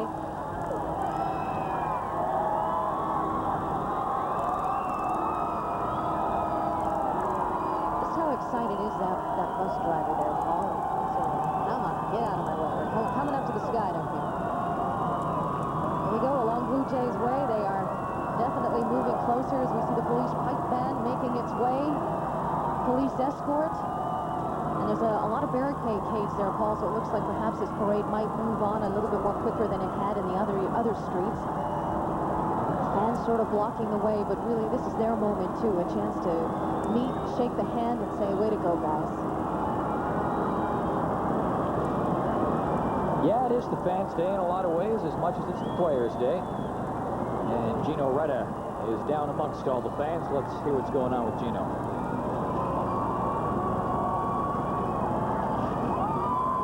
Well, Paul, the excitement has really built up to a frenzy now. The Blue Jay cars have now made their way on the Blue Jay Way, and the fans are just going crazy. For most of them, this will be their first opportunity to get to this close to to the Blue Jays, and even then more specifically to the World Series champions. We're hoping in just a moment we'll have an opportunity to jump aboard one of these cars and hear from some of the players themselves. But for now, let's go back to you, Paul.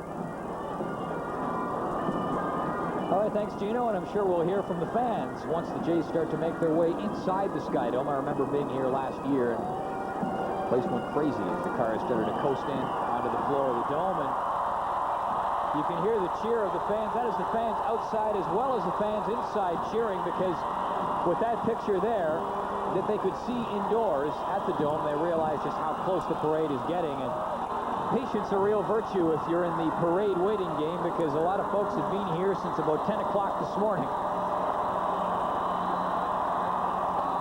They've fallen a little silent here in the Sky Dome for the last half hour or so. We think that they were a little cheered out, but they're starting to warm up now as they see that parade of cars starting to make its way closer to the Sky Dome, cheering and waving flags and banners and streams of toilet paper coming down from the top. It's a bit of a festive air, Paul, don't you think? I would say so. Johnny Sullivan will be in to celebrate as well. There's Larry Heisel, Blue Jays batting coach. You were talking about the Philly fanatic, I think. There's a message there. That kid there didn't think much of the fanatic. That's Bob Baylor, one of the original Blue Jays, sitting behind Larry Heisel. Nick Leyva, Gene Tennis.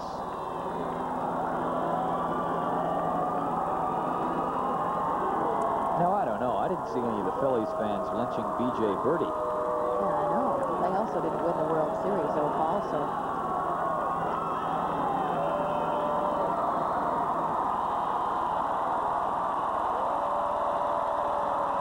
I won't even tell you who that is.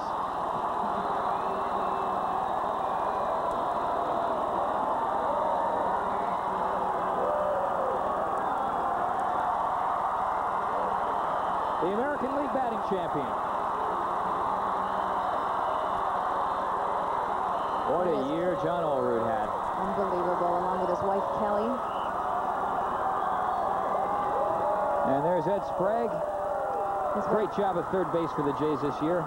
He really has, Paul. I mean, we watched Kelly Gruber go, and he has stepped in admirably and has just done a tremendous job, not only defensively, but at the plate as well.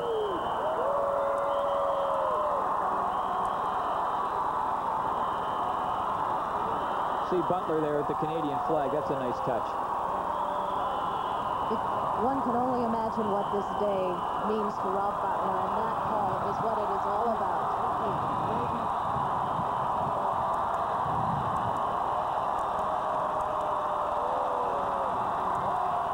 That's the American League Championship Series, and now the World Series for the Jays. The World Championship Trophy. And let's go to Gino. It's all right. Take your time, buddy. Take your time. And now Rob Butler joins me. Rob, so many times you've walked the Sky Dome thinking maybe one day I'll get a chance. Now you've had that opportunity. Oh, it's all dream come true, man. I mean, this is I was at the parade last year as a spectator, just going crazy. Everyone, now I'm in the car, you know, I got my flag, you know, I'm having the greatest time of my life. This is everything you want to be. And not just a spectator, really very much a part of it. You went 1 for 2 at the plate, scored a run, an outstanding performance by you, Rob. Much. What can I say? Congratulations, Rob. Let's go back to Paul. Hang on. As the cars make their way right up towards the dome. Should be in a few moments.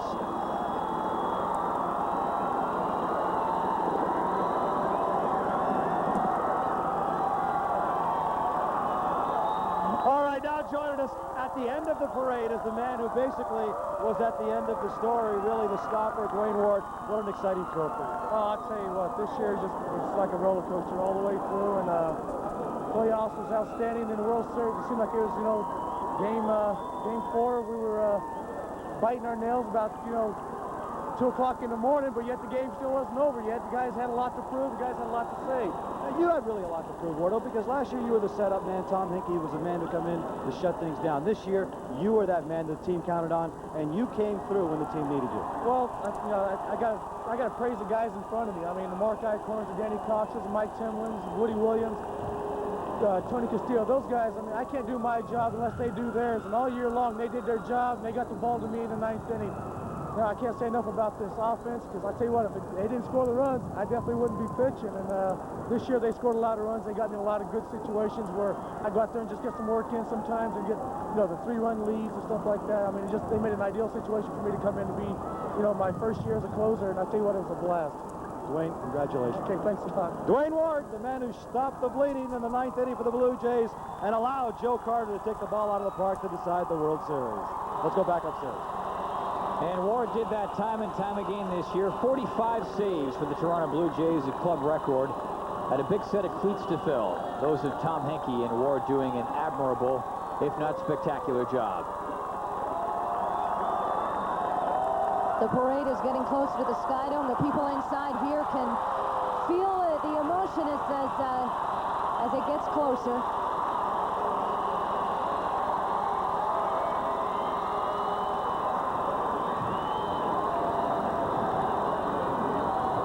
The World Championship trophy laid out on the table inside, as well as the World Series MVP trophy, the one with Paul Molitor's name on it.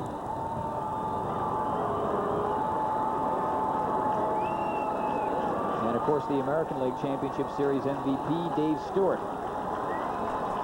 Dwayne Ward mentioning that it had been really a roller coaster year for the Jays. A lot of them, Paul said, that last year there was so much pressure on them, as we heard Tom Cheek say earlier, to get that monkey off their back and to finally win it. And this year they could just enjoy it. And there is our man, Paul Molitor, the World Series MVP, who's enjoying this moment like no other.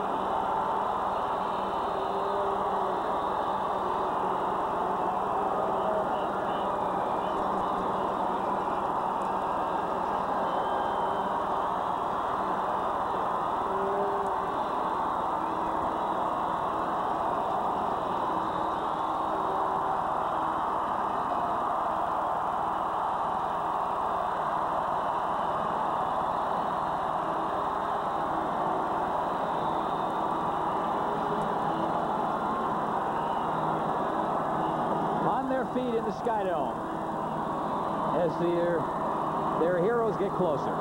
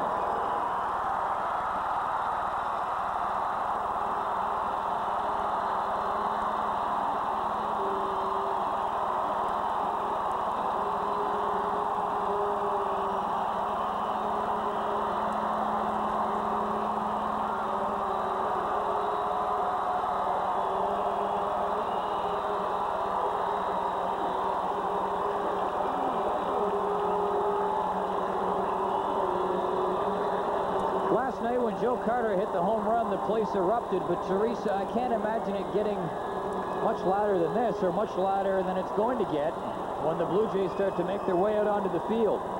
I think, Paul, that we are going to be deafened. These fans have only just begun. This place is, they're going to bring the roof down when these players finally make their way out onto the concrete floor of the Skydome.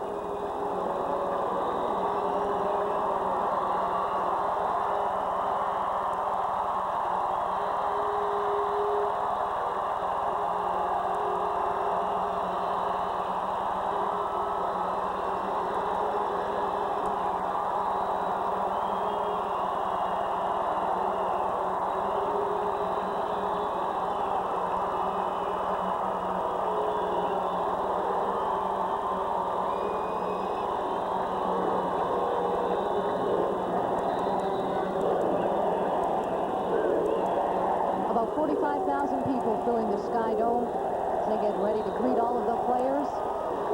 As we mentioned before, some have been here since they opened the doors this morning at 9 o'clock. So that is just around 7.5 hours they have waited for this moment.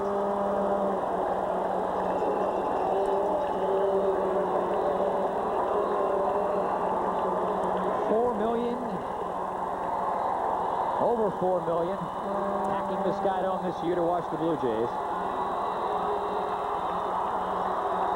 Talking to Gord Ash a while ago, he was saying the Skydome was really a big turning point for the Blue Jays. This is a place that not only is a great place to see a game, but one that the players love playing in.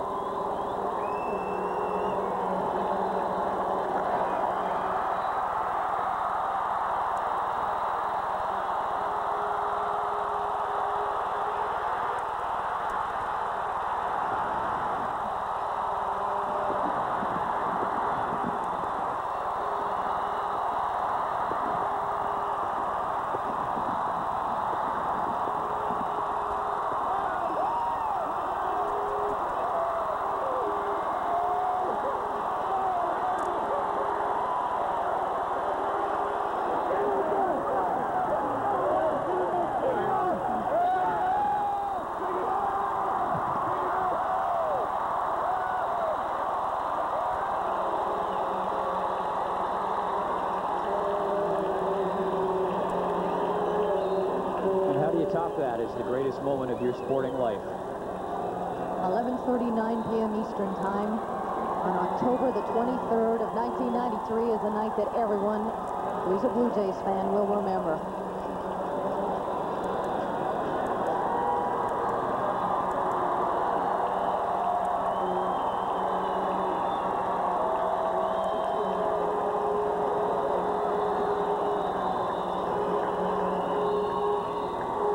Well, there are those who point to this year's World Series saying that it wasn't the most classically played one, and of course the most obvious example of that was Game 4, 15-14, a pitcher's nightmare. Slugfest. But it was sure one of the most entertaining, coming right down to that Joe Carter home run to win it all for the Jays. The first time that's happened since 1960 when the Pirates beat the Yankees on Bill Mazeroski's home run. Here's Gino Reda. And Paul, a gentleman really who put this team together, the architect of the Toronto Blue Jays, back-to-back World Championship team, now joins me, Pat Gillick, general manager of the team. Pat, congratulations, you've done it again. Thanks, Gino. Really was a good team effort this year from the standpoint, as everyone knows, we turned the team over a great deal over the 1992 offseason and came into this year, and I think there were a lot of people a little skeptical if we were going to be there, and Cito did a great job with the players, and everything kind of fell to place, and it's nice to be standing back here again almost a year to the day that we clinched in Atlanta. There's not much doubt that Cito really has done a wonderful job with his team, but you provided the personnel. You made all the right deals at the right time in the offseason. You brought in Dave Stewart. You brought in Paul Molitor. There was a lot of attacking going on about bringing in Paul Molitor at the expense of losing to Dave Winfield as your DH, but it certainly paid off in a big way, Frank. Well, really, we hated to lose Dave. He did a great job for us, but again, it was a contractual situation we got into. We'd have loved to have brought the Tom Hankies and the Jimmy Keys and the David Cohns and and Manny Lee and Maldonado and those people back from a 92 club. But in the case of a lot of them, it was finances as well as length of contract, so we had to go another direction, and we were fortunate enough to come up with Paul Molitor. And you certainly made another good deal in the fact that you brought back Tony Fernandez. A lot of people thought Tony Fernandez's attitude's going to wreck the clubhouse attitude, but certainly that wasn't a problem. His defense was terrific, and then he provided some offense in the World Series for you as well. Well, he did a terrific job. The last half of the season, really the regular season, Tony got many, many key hits, and so he was a big part of this ball club. So again, it's something that we got a little lucky with and fell into place. Now, surprise to us who are looking on was Pat Henkin. Here's a guy at the start of the season, didn't look like he's even going to be a part of the starting rotation. Then he wins 19 games for you. What a terrific thrill that was. Well, you got to have some good things happen. The fact he won 19, Al Leiter won 9 ball games. Those have been real pluses, the type of year that Ole had. And really, it was kind of a blessing in disguise in Henkin's situation that Dave Stewart was down for a period of time, because this gave him a chance to pitch, or, you know, he possibly might not have won those 19 ball games. So really, sometime out of necessity, things come out very, very positive. And what a great attitude you've got on this club. And maybe that's got a lot to do with Cito, and then you're bringing in the proper attitudes. In a situation in Philadelphia where a lot of tough decisions had to be made about the DH spot, everybody basically went to Cito and said, Cito, we're behind you 100%. John Olerud made that statement. Paul Molitor made that statement. Ed Sprague made that statement. How important is a good attitude on this club as well? Well, it's very important. And the fact is, if you're spending the entire spring training and 160-plus games in the season, and now we're in the playoffs, I mean, these people live together more with the team than they do with their families, so it's very important that they be able to get along on a daily basis. Now, certainly, you know you're going to start getting this question as well. Pat Gillick and this team three-peat?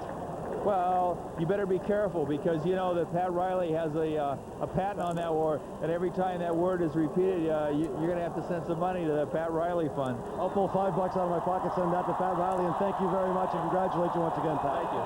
Pat Gillick, basically the man who put this team together, back-to-back world championship titles for the Toronto Blue Jays, and Pat Gillick, a huge part of that. Let's go back to Paul and Teresa. And on this year's roster, he did it via the trade. 10 players on the roster picked up as a result of trades. Alomar, Carter, Eichhorn. I won't go down the whole list. 1 player, Willie Cañete, picked up on waivers. 8 players with professional experience picked up via free agency. Rob Butler signed as a free agent. He had no professional experience. And 8 other players picked up in the free agent draft. That is the makeup of this year's Toronto Blue Jays team, and the architect, Pat Gillick. No longer Stan Pat, which was once a nickname perhaps unfairly tagged on him when he didn't make too many trades. The Jays tried to develop talent from within, but Gillick is so renowned in the baseball world now as a deal maker that when the phone rings, I think other general managers automatically get suspicious. Should I let the guy go who Gillick wants? Well, December the 5th of 1990 is when we saw Pat Gillick make a big move that was really what you could call a turning point for this team, Paul, when we saw Robbie Alomar and Joe Carter come to the Toronto Blue Jays, and what a contributions they have made to this team. Came over from San Diego in exchange for Fred McGriff, who is a very popular Blue Jay and a great power hitter, and Tony Fernandez.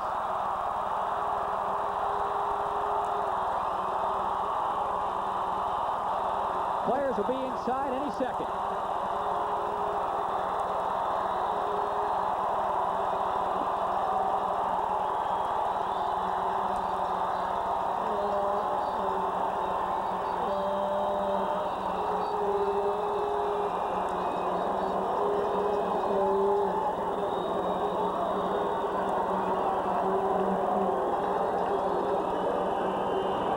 And now joining us is Jerry Howarth, one of the voices of the Toronto Blue Jays. Jerry, you've seen this club. You haven't been with them from day one, but you certainly have seen them. You've seen a lot of changes on this club. You've seen a lot of change in personnel. You've especially seen a lot of change in personnel from last year's World Championship team to this World Championship team. Did you think at the beginning of the year this was a team that could repeat? I really didn't. In fact, I thought Baltimore would win, so that's how much I know about baseball. but I underestimated this ball club meshing as quickly as they did under Cito Gaston. And I can't give him enough credit, Gino, for what he's done to take teams from 89 to 93, all of different makeups, and make them winners. Boy, here's a guy who has taken a lot of abuse in the press and the print, on the radio, on television, in terms of some of the decisions he's made. But time after time, whatever decision he makes, whether he's got the Midas touch or whether he really is one of the best managers in baseball, he continues to get the best out of his personnel. Well, I think with his own dignity still intact from the pressures that he gets, he will go down in history as one of the best managers, because I think there's going to come a time when he'll leave the game. I don't think you'll ever see Cito Gaston fired here in Toronto. Cito's good in baseball. He enjoys it, but he has a life that he has beyond baseball. And I think in a couple of years, you'll see him step down and go down as one of the winningest managers and one of the greatest guys that the baseball fraternity has ever produced.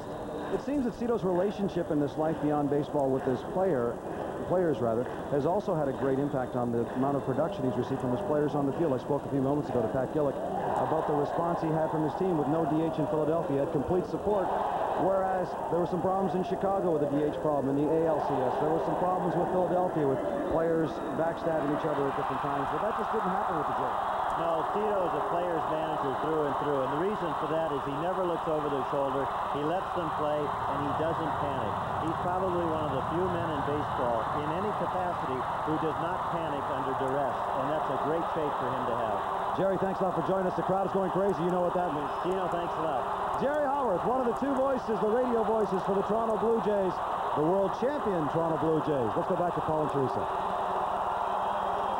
Well, Cito Gaston and the rest of the Jays making their way inside the Skydome. Gaston, 426 wins, the winningest manager in Blue Jays history, a very short history so far. 575 winning percentage. Has never finished lower than second place as a manager. Well, we've seen Cito at work since 1989, but when you take a look at the Toronto Blue Jays' success, you are looking at 11 consecutive winning seasons of baseball. That is 11 straight seasons over 500. A tremendous accomplishment, and now 2 World Series. That is the longest current streak of any team in Major League Baseball, the longest active streak. Chicago is second 4 years in a row. Chicago White Sox. I believe the Braves and the Cards each with 3 consecutive winning seasons. So really, when you take a look at that, it is phenomenal what the Toronto Blue Jays have done, and especially Cito Gaston, since he came on as an interim manager on May 15th of 1989 and then hired full-time, I guess it was, in May 31st of that year. And here comes the police pipe band. And the moment that these fans in the Skydome have waited so patiently for is about to happen. The 1993 World Series champions are on their way in the door.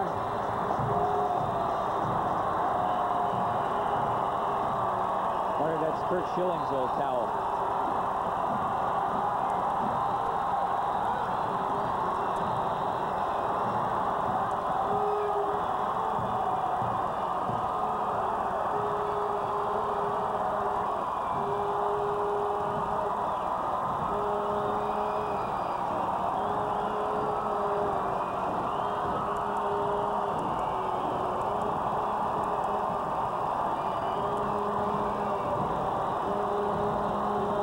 Taken them 1 hour and 45 minutes to wind their way through the streets of Toronto.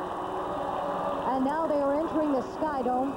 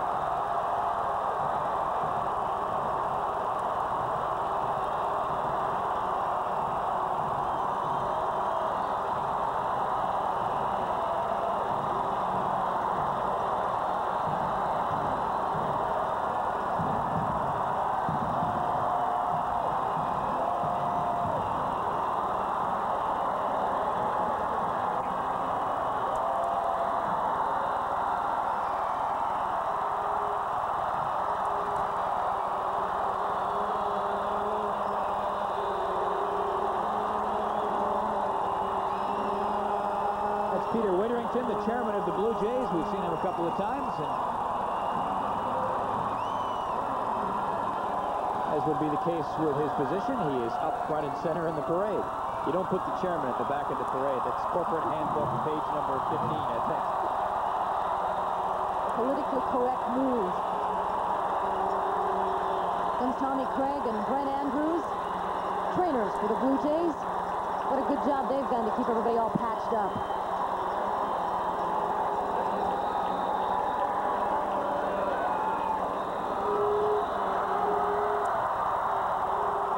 And now some of the coaches, Galen Cisco, pitching coach there in the green sweater.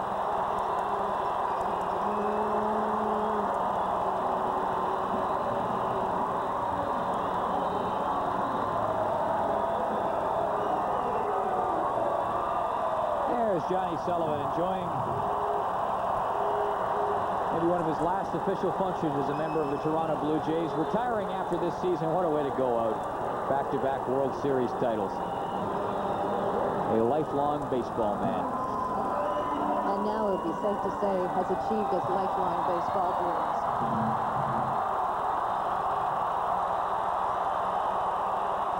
There's Bob Baylor, along with Larry Heisel. Baylor, one of the original Toronto Blue Jays. Remember that snowy day down at Exhibition Stadium in Toronto? Jamie and Bobby Baylor along for the ride today. Gene Tennis and Nick Leyva. Leyva joined the team around the All-Star break to take over for Rick Hacker as a third base coach. And Gene Tennis, bench coach with the Jays. Cito Gaston's right-hand man, if you will.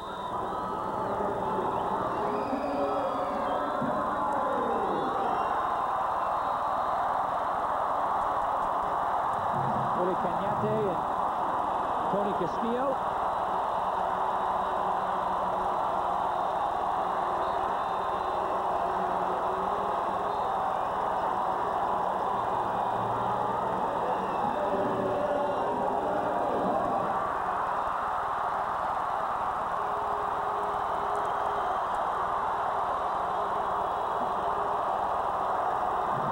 Another great postseason for Devon White. Colleen White along today to share this moment with her husband. And a warm welcome for Devo.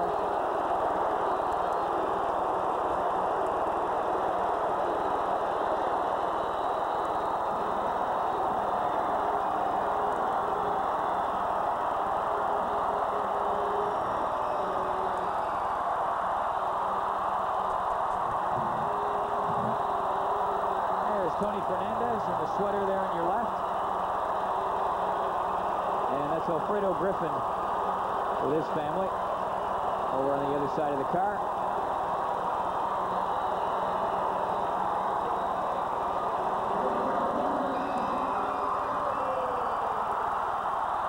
How can you put into words, Paul, about how these players must be feeling today? Hungover, I would guess.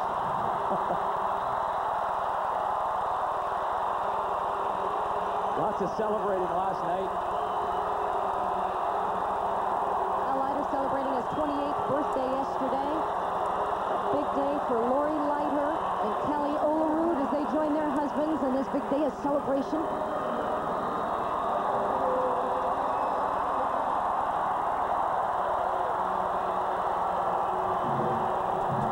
There's Ed Sprague.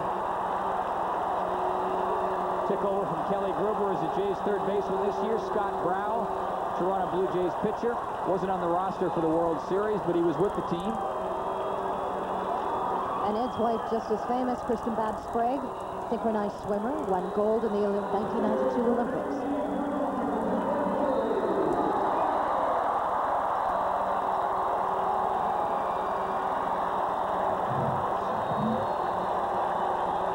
That's Turner Ward on the left, and Randy Knorr also in the car, Blue Jays backup catcher. And son Tucker Ward is sitting there on his dad's lap going, Dad, what the heck is all of this?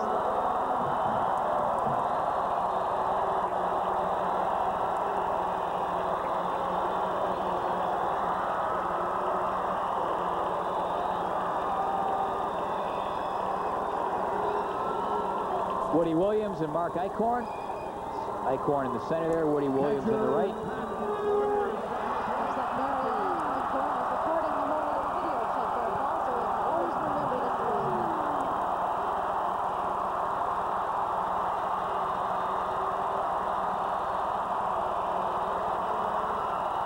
Todd Stottlemyre doing the same thing. Armed with a camera, taking pictures of the crowd. There's Pat Borders on the right, Stottlemyre on the left.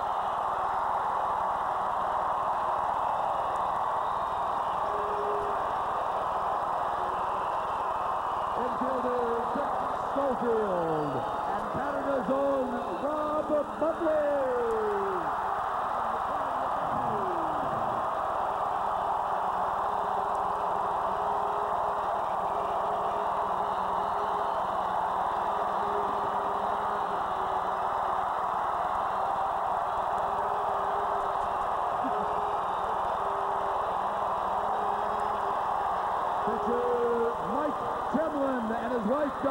What a welcome for Rob Butler. Dick Schofield in the car with him.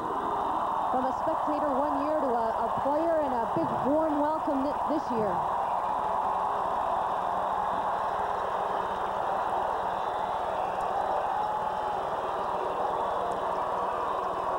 Please welcome reliever Dwayne Ward. Look at Mike Timlin and Danny Cox, and now here he comes, Dwayne Ward.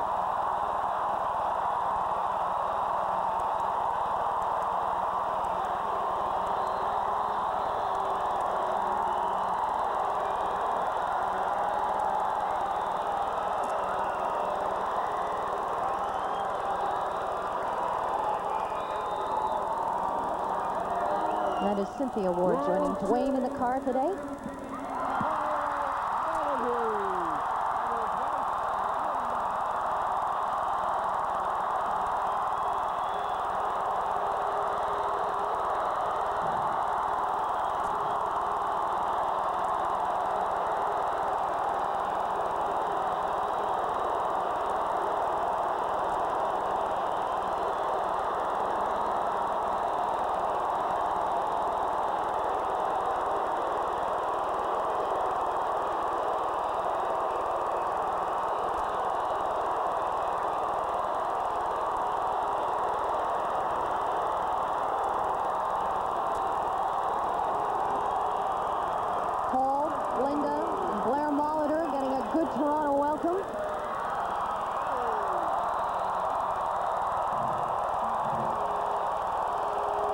Darnell Coles coming in. Played third base, left field, right field, and first base this year. Jack Morris.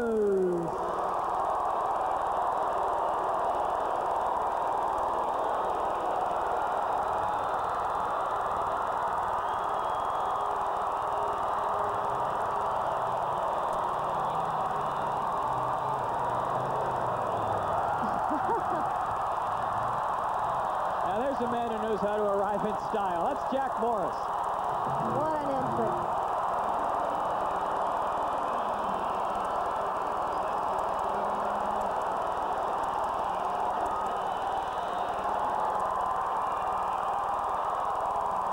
And Pat Henkin chose not to ride on the back of the bike. Morris, he stayed in the car. Ricky Henderson and pitcher Dave Stewart.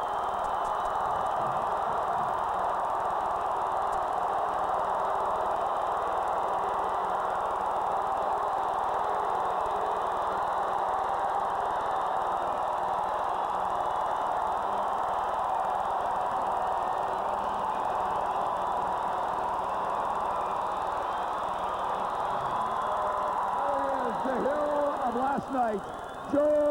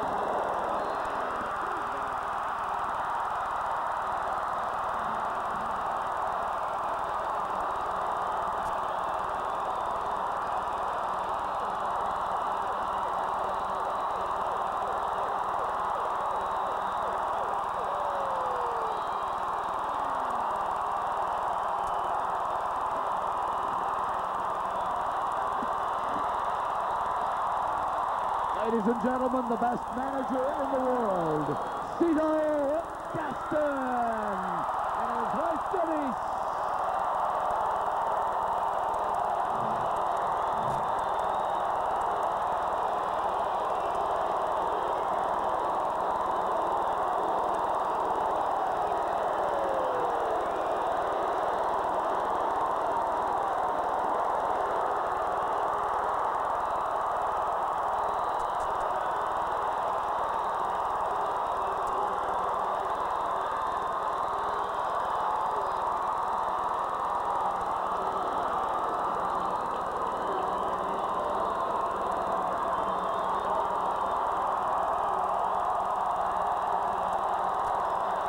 Big smile on Cito Gaston's face. He can be a very stoic man at times, tough to read his emotions, but read him like an open book at a moment like this, I would expect, as with anyone. Introducing the voices of the Toronto Blue Jays, Telemedia Radio, the Fan 1430, Tom Cheek and Jerry Howard.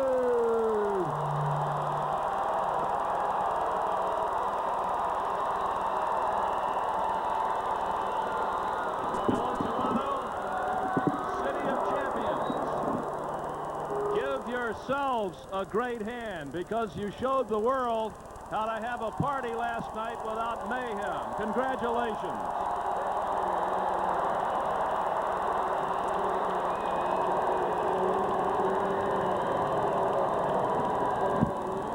Going to ask your indulgence for a few minutes because we're going to bring the Blue Jays up individually to have them say a word or two to you.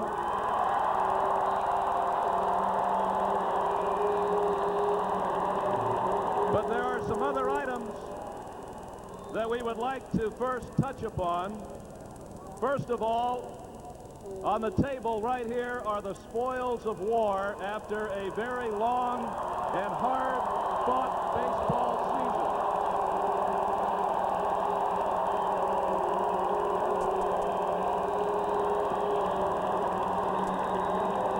season. The American League Championship Series MVP for Dave Stewart.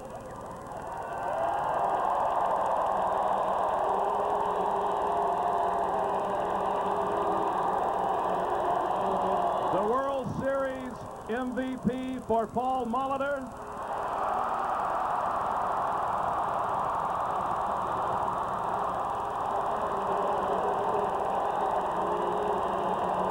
And the Holy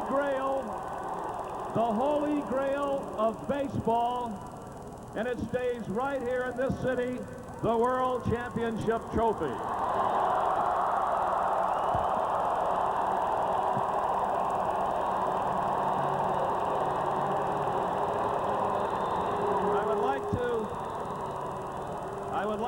Would like to have you kindly acknowledge some special people who have worked around the clock to not only bring you the baseball season, but this postseason thing has been a lot of work for a lot of people.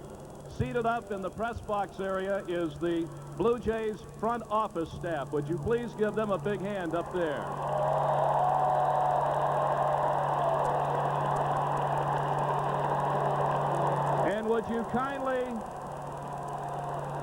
Would you kindly acknowledge the ladies and gentlemen in the blue blazers who are all around the Sky Dome, the game staff, who do a great job day in, day out, game in and game out.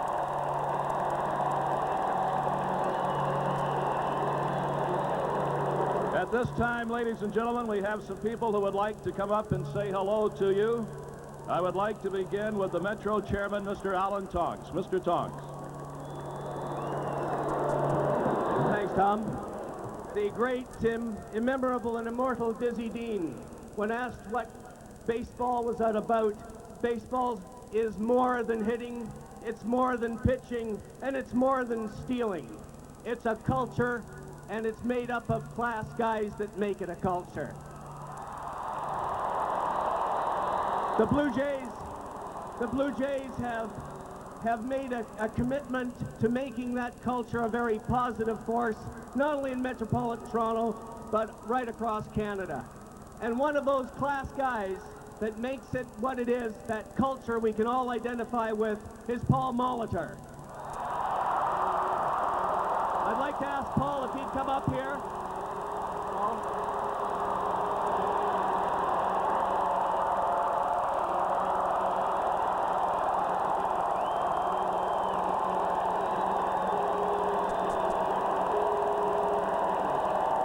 Gentlemen, on your behalf, I'd like to make a check to the Children's Wish Foundation that Paul holds very dearly. It's a check for $12,000 out of $25,000 that was raised through the Metro Box.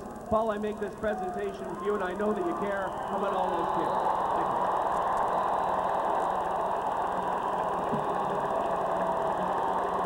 And I'd now like to ask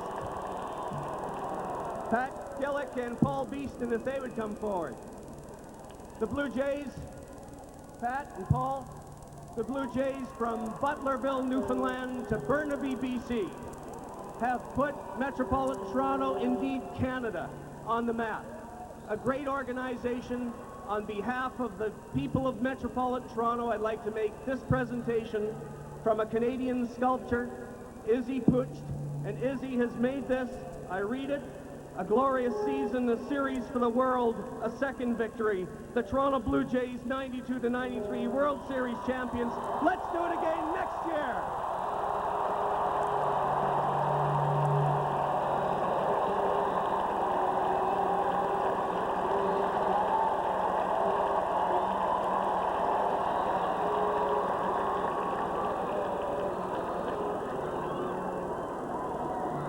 Thank you, gentlemen. Mayor June Rollins is in Japan. We have with us today the Deputy Mayor of Toronto, Mr. Peter Tabbins, who is also going to make a special check presentation. Mr. Tabbins.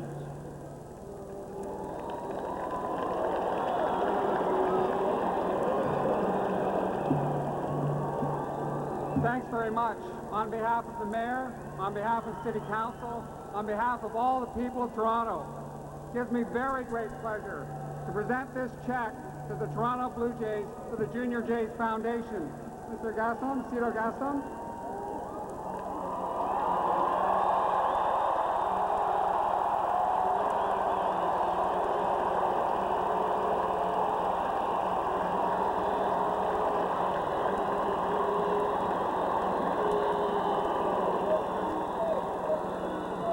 The Junior Jays Club promotes positive, healthy lifestyles for young people, supported by Health Canada, the Canadian Association of Chiefs of Police, and the Toronto Blue Jays Baseball Club.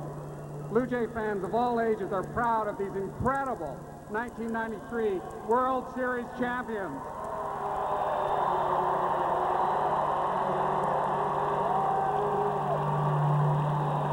Congratulations on another winning season. Way to go, Jays!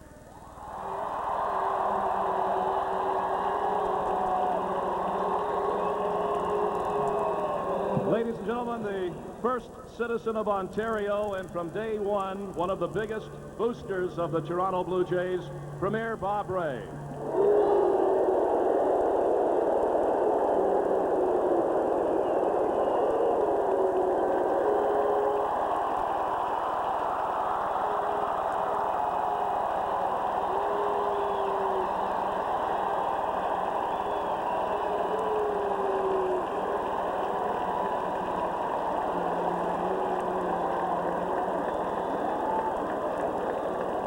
That's a bigger hand than you got last year, Bob.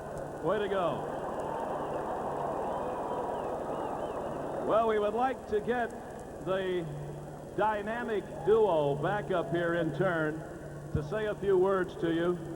Here's a gentleman who last year, midwinter, in this ballpark told the group, we want to do this again. We want to bring another championship to the city. The president of the Blue Jays, Mr. Paul Beeston.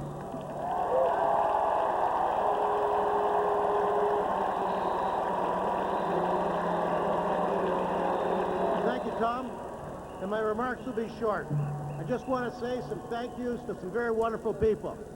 And I think we first want to start off with the Metropolitan Toronto Police Force, because you guys are the best. You helped us all year, you helped us today, and thank you very, very much.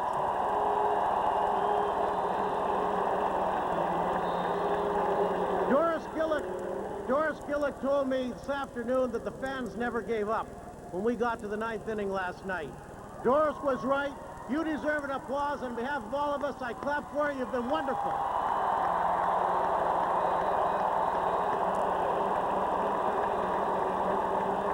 I want to thank the staff of the Blue Jays who worked so hard and did such a great job on putting this off, and I want to single out 2 people. One, of course, is Pat Gillick. Tirelessly put this team together, never ever worried, never ever faltered. He might have a tear in his eye occasionally, and he might have a frown on his face, but he had the faith. He's delivered 2 years in a row, and we're going to do it for a 3rd time.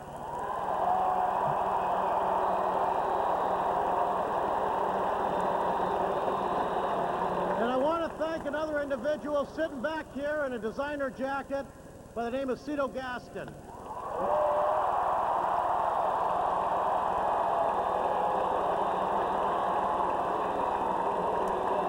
Cito is never given the credit that he's due.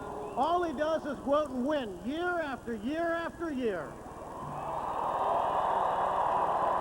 And finally,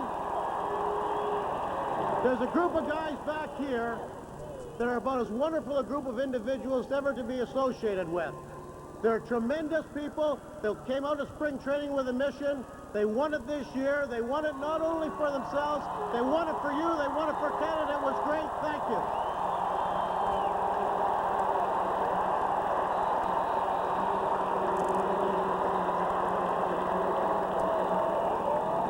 Well, they say if you're going to win, you have to have the horses, and this organization has had the horses for many years now, 11 straight winning seasons. That's unparalleled in the game today, and the gentleman who is entrusted with and charged with the responsibility of finding all the pieces and making the pieces fit is General Manager Pat Gillick. Patrick?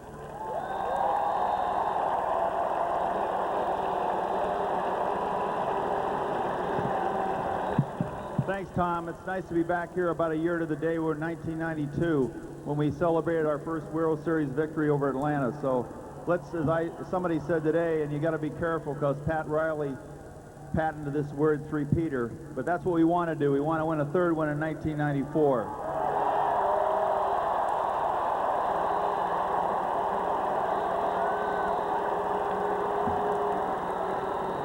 Again, I think on behalf of the players, I want to thank the fans for their support during the 1993 season and really since 1977, since we first came into existence.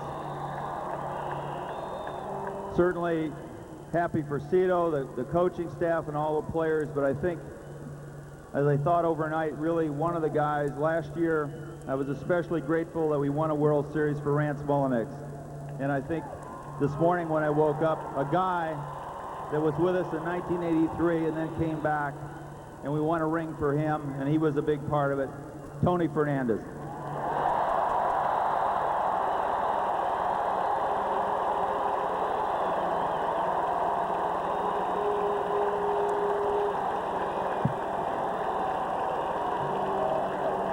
While they're still awake after last night's festivities, let's hear now from the Blue Jays. What do you say?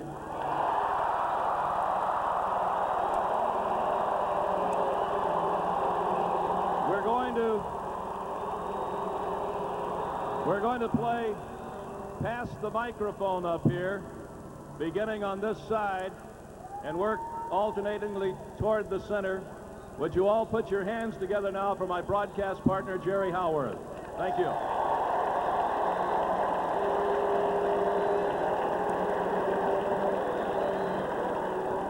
Let's start with a gentleman who has one World Series ring and now another, Turner Ward. Come on up here, Turner.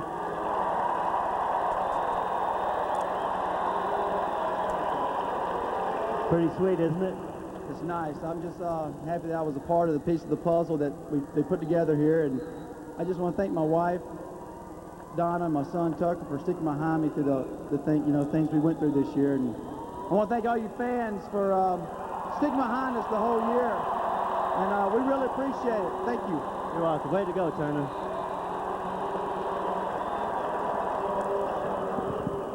Here's the guy who closed up the shop last night. We're going to let him lead off this end today. Joe Carter. Joe.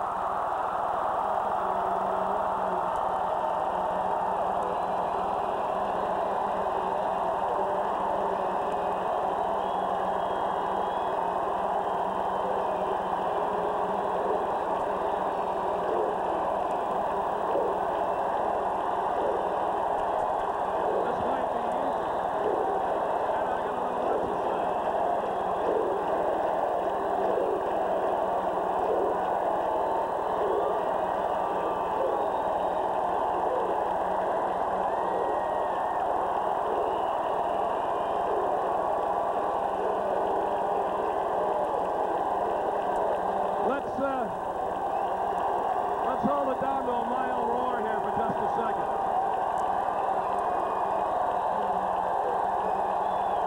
Joe, I think maybe they're saying you said it last night with your bat. Well, I tell you, Tom, to be able to come through like that, I don't know if I was more excited for myself or for the fans.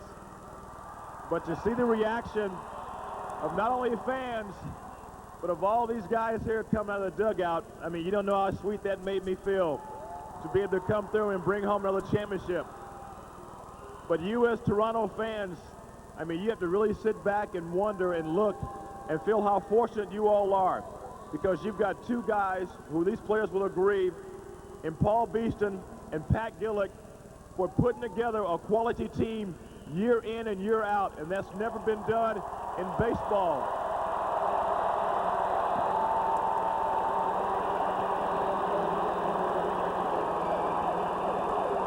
It's something that the players do not take for granted.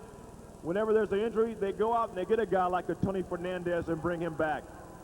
Dave Stewart, Paul Molitor, Ricky Henderson. It goes on and on every year because they're committed to bringing a winner to Toronto, because you fans will always support us.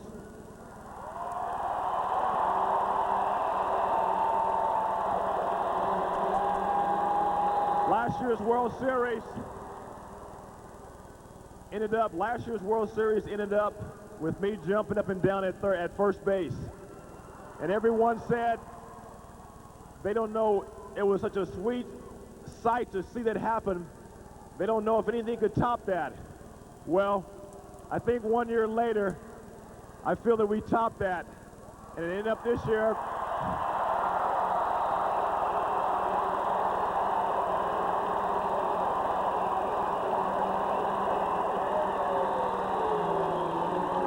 I ended up the same way, jumping up and down, up and down, up and down. But I tell you, it was a great feeling.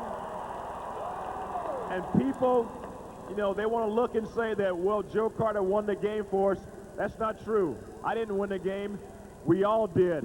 We play as a team, we win as a team, and we lose as a team. And right now, we're back-to-back world champions, and the only thing's better is the three-peat. Thank you very much. Joe Carter.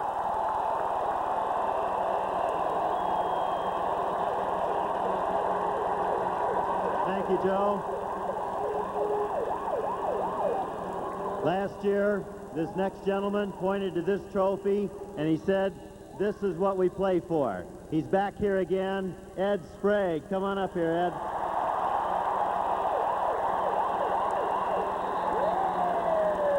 That trophy looks pretty good right there, doesn't it? It looks really good, and it deserves, this is the place where it should stay right here. And we had our enjoyment on the field last night, and now the fans have another 4, 5, 6 months to enjoy it for themselves. Savor the moment. You deserved it every night. 50,000, that's what it's all about. Thank you. Well, Joe drove himself in last night, but he also drove some of the table setters in. You had a sense going to that bottom of the ninth, top of the order up, something's going to happen here. And the first guy to nurture it along and make it happen was Ricky Henderson. Ricky, come on up here.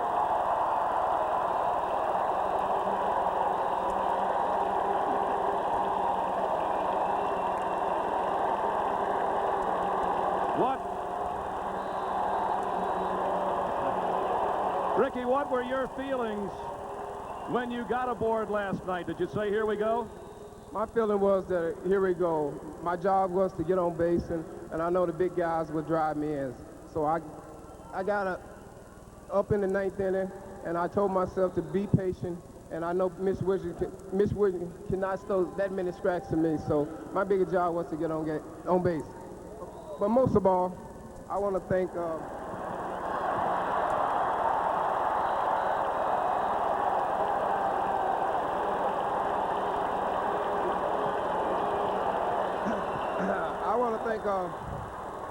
Pat and Paul and the Blue Jays organization for bringing me over here. This has been one of my most special year in my baseball career.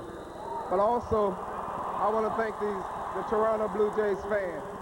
You know, when I was Oakland A's and I came here, and the Toronto Blue Jays fans was rooting for their team and booing Ricky Henderson. But deep down inside, I knew they was pulling for the great of the game. So thank you, fans. I love you, and I hope we can do it again next year. Thank you, Ricky.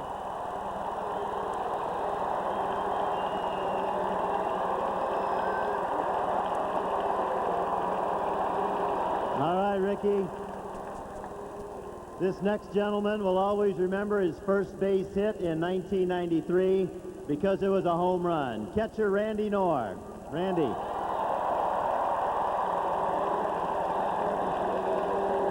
Randy, it's a little nicer having Ricky in your own dugout rather than trying to throw him out, isn't it? Yeah, he's way too fast to try to throw out, so it's good to have him over with us. He scores a lot of runs for us and helps us win ball games. Randy, you had a great role. It was backing up Pat Borders, and you did it very well. I'm sure it was not easy, but you were ready when Cito called on you. Well, it's a good thing to be catching behind Pat because I watch him and I get to learn a lot from him. He's a good catcher, and, you know, sitting back there behind somebody who is good, it doesn't feel so bad. Randy Knorr, ladies and gentlemen. Thank you, Randy. Stu. Come on up here, Stu. Dave Stewart.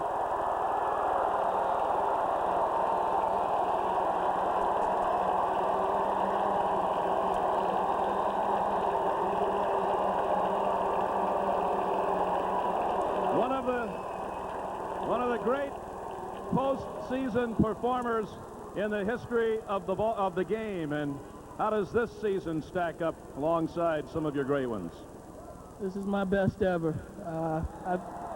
I've never had an opportunity to play with the quality of players that I play with, the class of players that I play with, the class of the organization that I'm playing with.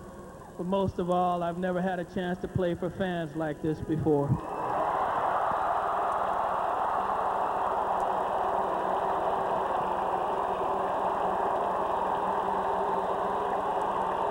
Stu, on behalf of the fans, and I know I speak for them, you're that added touch of class. All the best to you. Thank you very much.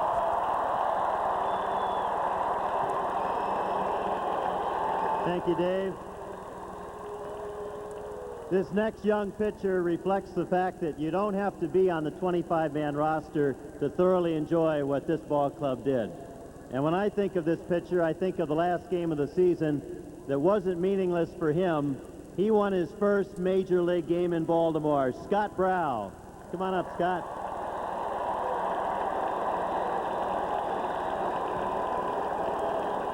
You had as much fun last night as anybody in this Sky Dome. Well, right now, standing in front of all of you, I think I'm just about as excited and just about as nervous as I was when I was watching Joe hit that home run. That was a great throw. This crowd is behind this ball club 100%. You can see that. Absolutely. There's no better place in the world to play. Scott Brow, ladies and gentlemen. Thank you, Scott.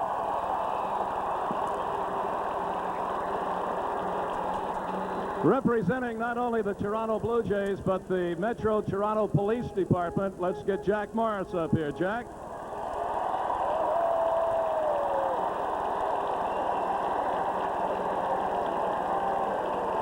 Now, there's got to be a story here, Jack. You got to tell us about this motorcycle caper. How'd that come about?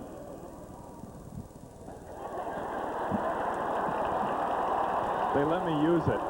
they just let me use it.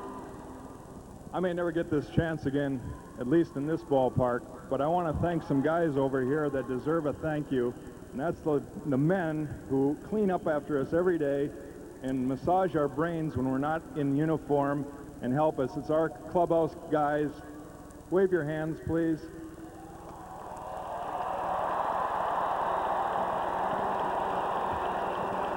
I just want to take this opportunity in case Mr. Beeston and Mr. Gillick have a little problem deciding what to do with me this winter, to thank them for what's going on these last 2 years. There's so many things that I'm grateful for, and to be a part of this organization really is special. I want to thank you fans. I want to thank the people in this city for making me feel comfortable and welcome. And I want to thank all of Canada for making all of us Americans feel great. Thanks. Jack Burr.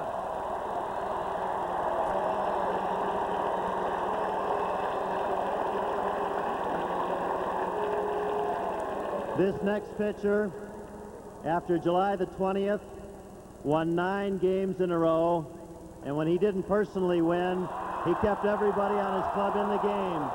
Juan Guzman.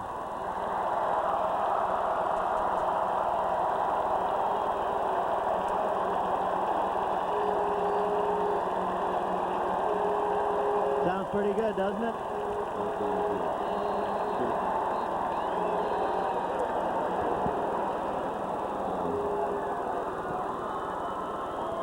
First, I want to thank God once again because for giving me the opportunity to be back healthy, you know. And I just want to say something. Early in the season, I had a lot of problems. I was inconsistent, you know. Things wasn't going the way that I wanted. But you fans, you are the best. You are the best. Unbelievable. You fans show me that you really care about me because when I was having my problem, when I was having all my problems, you always work with me. They always been with me all the time. I thank you very much for that. I thank you a lot. So as long as I'm playing for any team, not only the Blue Jays, any team who play in Canada, I'm going to do my best. I'm going to keep running my stair. I'm going to do everything for them. Thank you.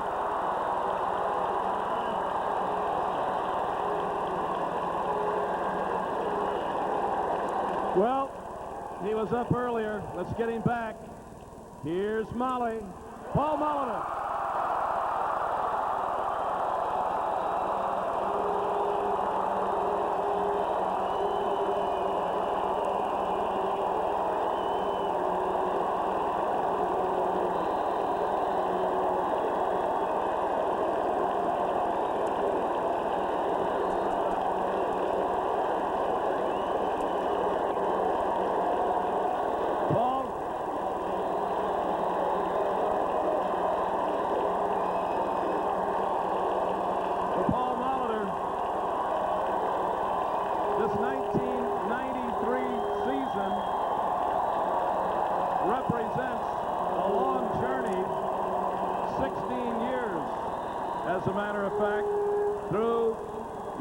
City of Milwaukee, where you spent those vintage years.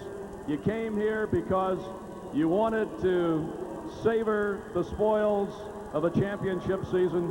Congratulations, MVP. Thank you. Thank you, Tom. Thank you.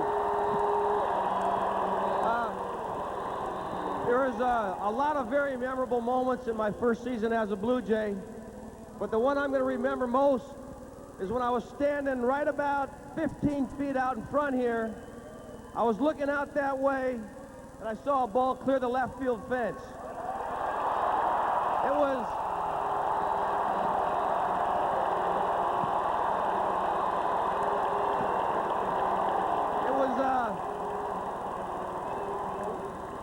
game over, series over, party time. That's what it was.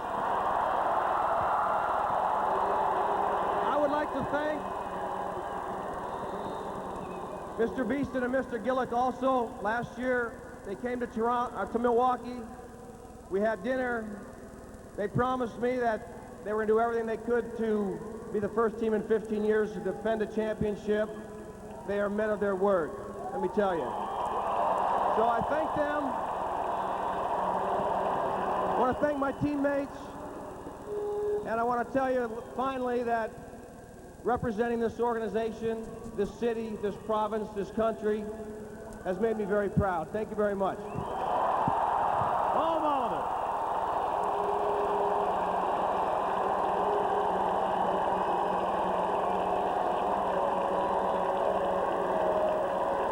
Thank you, Paul. I remember standing on this stage last year, and we talked about a young pitcher who was 5-0 to start the year. And this year he went on to win 20 games. Well, the next individual I'm about to bring up here went 3-0 in the month of June. 3 precious wins when you're trying to win a division title. Who knows what he'll do next year? Pitcher Woody Williams. Woody.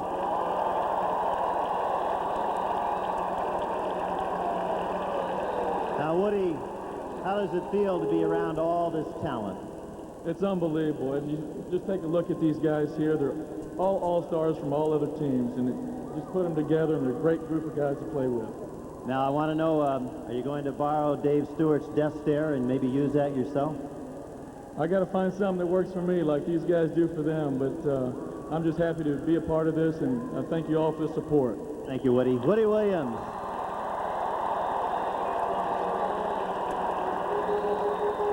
This next fellow has a job description. It is to save ball games. Not last night. Not last night. Last night the mission was get in there and hold them. And did he ever? And he recorded the biggest win of his baseball life and maybe in the history of this city, Dwayne Ward. Dwayne-o.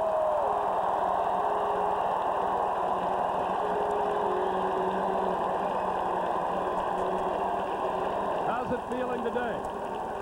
It's feeling very good right now. You know, after about an hour down on the streets of Toronto, fight our way back to here, this is outstanding. When you go back to the springtime and you looked at the makeup of your ball club this year, did you envision yourself standing on this stage right now? Well, it's like everybody's been saying. Take a look behind me here. Where else would we be standing?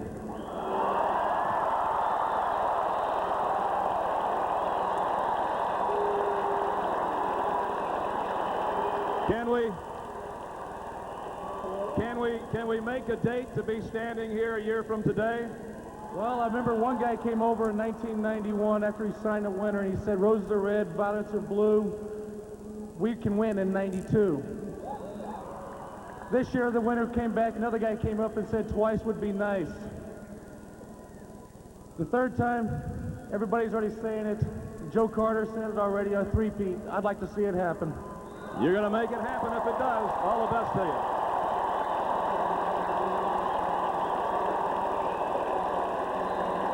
Thank you, Dwayne. This next ball player is a tremendous asset to any ball club he's been on, and he's been on this ball club twice. He is held in the highest esteem, and he had one of the lowest earned run averages on the staff, Mark Eichhorn.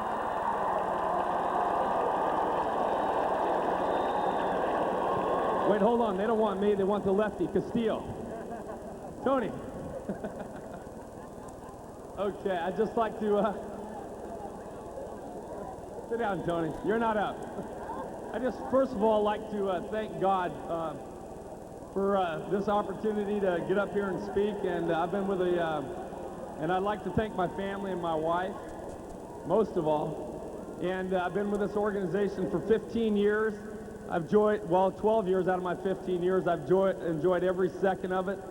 And just a year and a half ago, I had no rings, and I was with the California Angels. Now I've got one ring that's not real colorful, but I got another one coming I think it's going to be even more colorful. So I'm looking forward to putting them together and clanking them. So I'd just like to... I would just like to thank the organization for putting up with me, and I couldn't say more about them. I feel deeply about this organization. I hope they do about me, and I'll remember this always, and appreciated players. I really enjoyed it. Thanks a lot. Mark Eichhorn. Last night in the aftermath of the championship, after a big hug and a handshake, I reminded this guy that it might have not come out on the bottom line quite as readily as it did had he not put that 5-0 streak in the bank earlier in the season. Right-hander Danny Cox. Danny?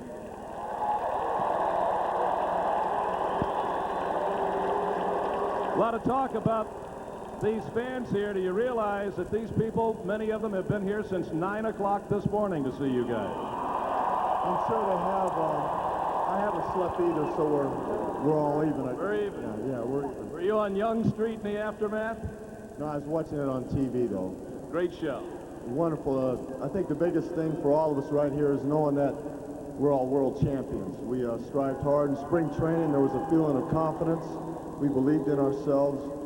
And throughout the course of the season, no matter what happened, we kept striving for that goal. And right now, everybody standing on the stage is proof that we obtained it. And we're the best team in baseball right now in '93. Well, you were a prime contributor. All the best to Danny Cox. Congratulations. Well, it gives me great pleasure to introduce to you last year's MVP in the series, and this year, the best pitcher in the American League, Pat Borders.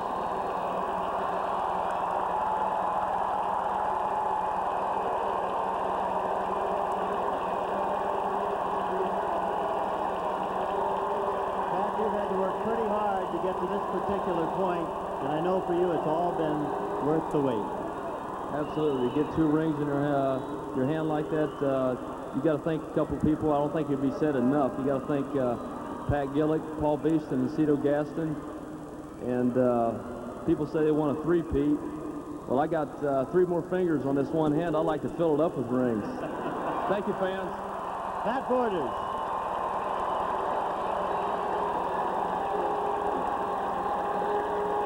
Ladies and gentlemen, the world of sports harbors a million memories. Some of the great stories are about young men who aspire to someday play in the big leagues. It's not too often that they have the opportunity to do that in their hometown.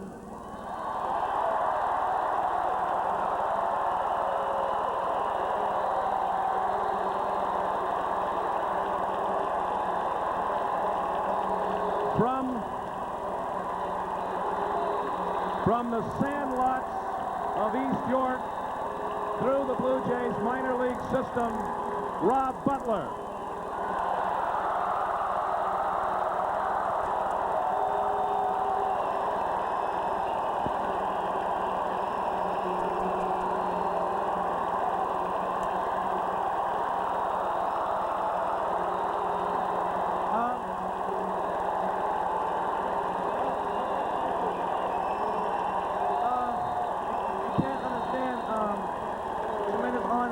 It is for me to stand here with all these great players, all these great people who accepted me as a person and as one of their teammates, and had the greatest time of my life this year. And you know, from the day I walked off that field in Syracuse crying that I was going to the big leagues, and now I'm here standing with all these, the World Series championship. You can't ask for anything more. And I want to say thank you to the Blue Jays from all of Canada, because you don't understand how special this is for all Canadians, and especially for me. But most of all, I want to thank my girlfriend Bonnie. She's been with me for 7 years and put up with all my my family, my brother. All those years of practice paid off, Rich. I love you.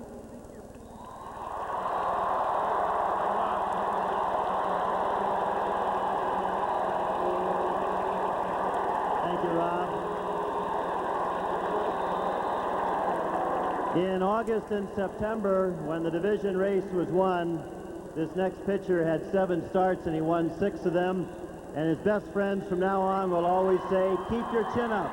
Todd Stottlemyre.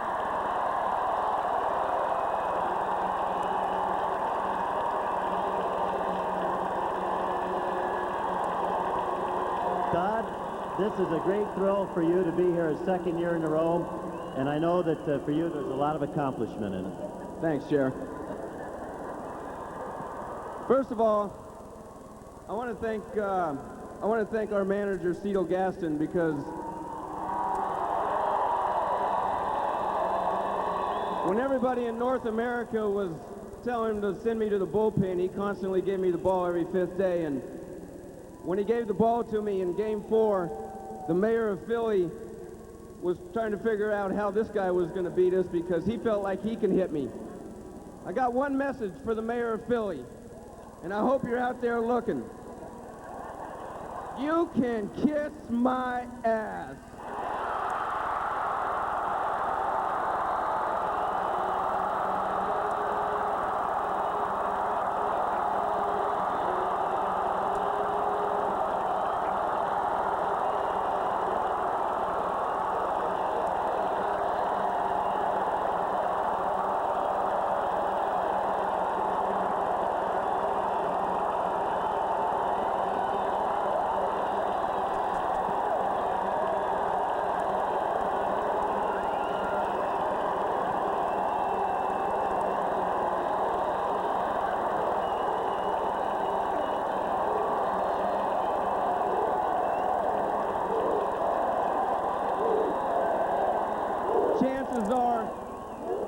Chances are I don't think I'll ever play in Philly, but that's okay.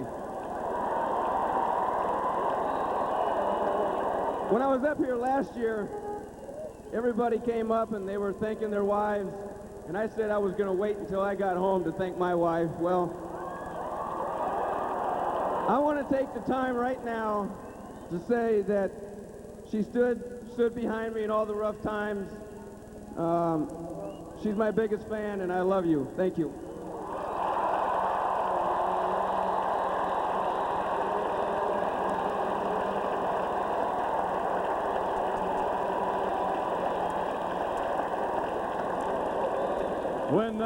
When Todd Stottlemyre told the mayor of Philly where to get off, Ricky Henderson said, whoop, there it is.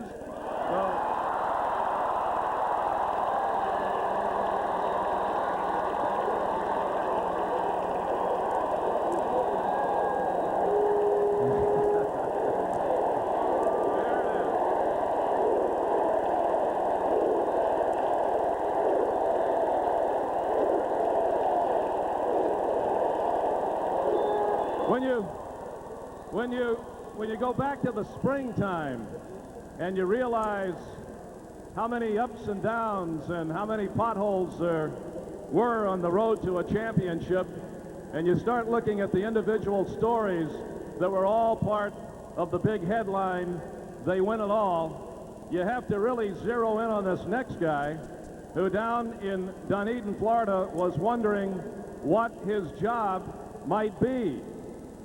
Nobody at that time would ever have envisioned that I would now introduce him as 20-game winner, Pat Henkin.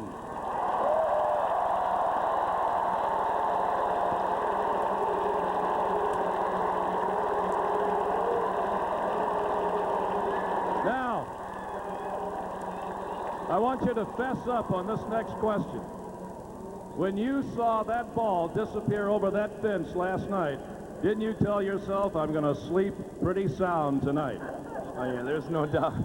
I was happy as anybody to clinch in 6th game.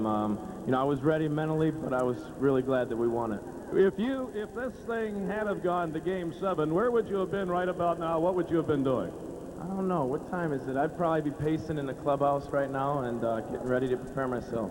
You didn't have to do it, but you were out there day in, day out, getting the ball time in and time out and racking up great numbers, and really were a model of consistency when things got a little bit rough way back over the early stretches of the season. All the best to you, and here's looking toward another great season in 1994. Thank you, Tom. Thank you, fans. Pat Henkin. Thank you, Pat. In the month of September, when the Blue Jays won the division title, this pitcher pitched in 12 games, and the Blue Jays won 9 of them. Mike Timlin, ladies and gentlemen.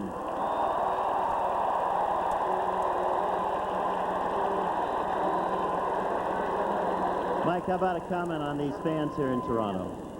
These are some of the best fans that I've ever played for, and this is the only team I've ever played for, and I'd like to remain here. Now, Mike, what did you think when Joe Carter hit that ball over the wall? Where were you? I was sitting about 2 centimeters away from Mike. I was so nervous I didn't know what to do. But I just looked at Ike and I just hugged him and looked around, and everybody was cheering and everybody was pouring out on the field, and I couldn't get down the stairs fast enough.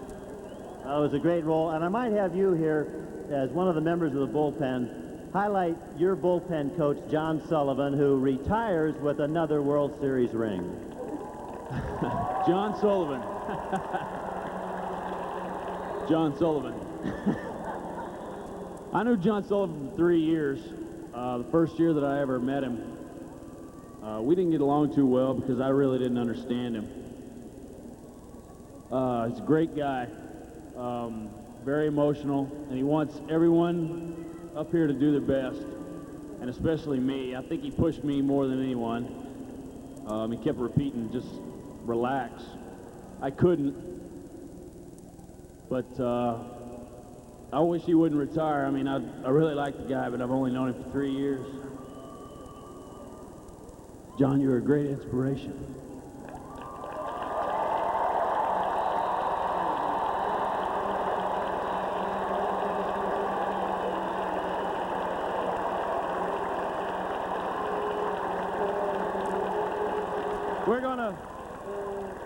We're gonna move to the back row here, and I've got a deal with these gentlemen back here. I'm trying to scoff up some World Series trophies of my own, some caps and T-shirts.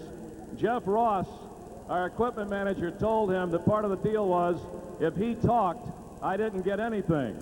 So I would like to introduce the 2 clubhouse men with the Toronto Blue Jays, Jeff Ross and Ian Duff. Gentlemen, stand up, give them a wave. And I would like to bring up the members of the medical corps. These guys are so vital to the success of any sports endeavor over the course of a long season, especially in baseball, when little hurts just nag on, sometimes season long. Our head trainer, Tommy Craig, assistant Brent Andrews, and the strength and conditioning coach, Jeff Horn. Guys, we'll get you up here in tandem as a trio. And first of all, Tommy, you're the senior man here. You've been around. You've seen this thing come a long way in the years that you've been with the Blue Jays.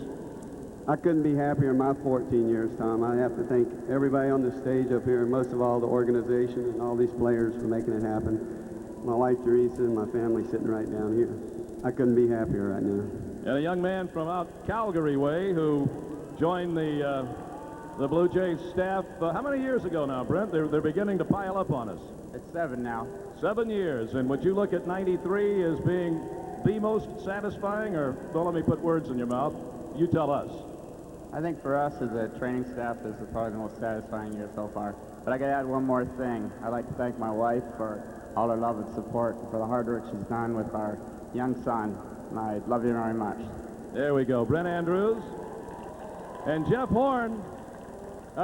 Sometimes I think these guys, it's kind of a love-hate thing. If they're feeling right and they want to get out there and do these strenuous things, they kind of love you. But you've got to hit them at times when they just don't feel up to it.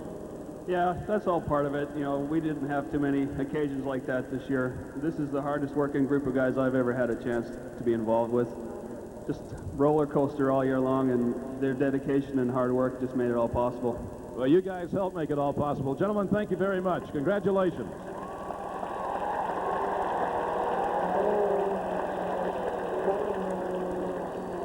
Back in 1960, when Bill Mazeroski hit his dramatic home run to win the World Series, one of his teammates mobbed him at home plate. 33 years later, his son mobbed Joe Carter at home plate, and I'm talking about Dick Schofield. Dick, come on up here.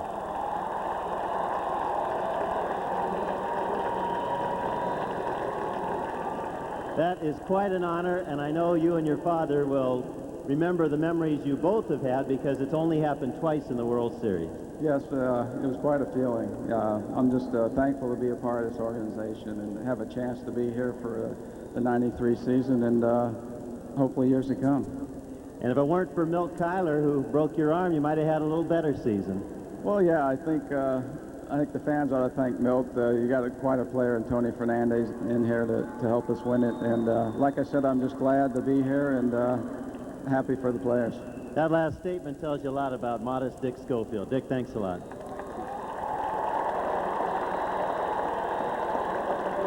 This next guy today rode in his third World Series, or his third championship parade.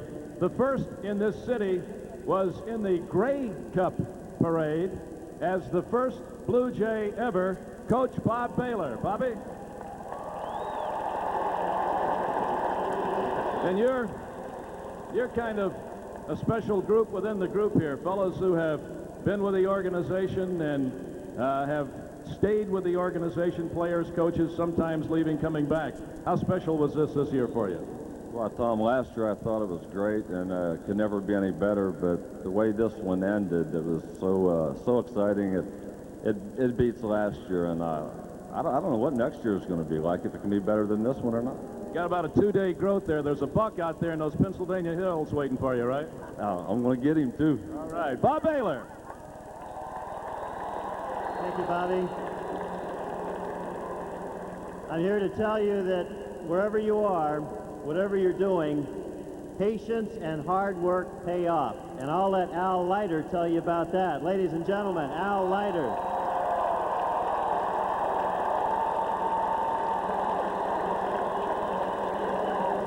Al, this has to be one of the greatest rings that you will ever wear because you earned it. Yeah, certainly right. I mean, all of the times that I've been here, fans certainly know what I've done or didn't do, all those rehab assignments. I really have to thank my wife, Lori, who's been part of those rehab assignments that's supposed to be turned out to be 20 days in Dunedin, and very miserable time in my career, but this is all bittersweet for me, and finally to be able to contribute. I mean, it's been all this time, and all the people that never gave up on me in this organization and fans and everyone else, I thank you, and I'm back. You certainly are back. Al Leiter, congratulations. Let's get Galen Cisco up to say hello, the Blue Jays pitching coach. Galen Cisco.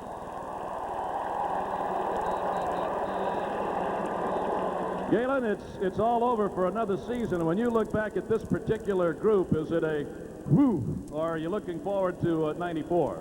Well, I think we all have something great to look forward to 94.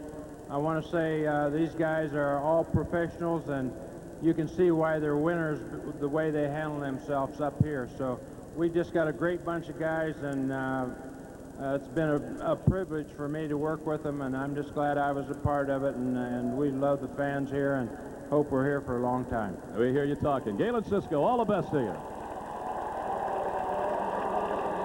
Thank you, Galen. I don't know about you, but from now on, whenever I hear the number 363, I'll think of John Olerud's batting title. John, come on up.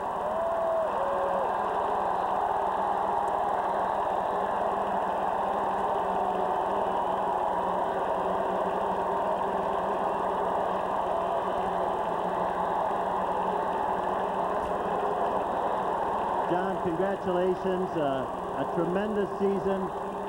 And you can tell right now that these fans are certainly appreciative of what you've done here in this city in a short time.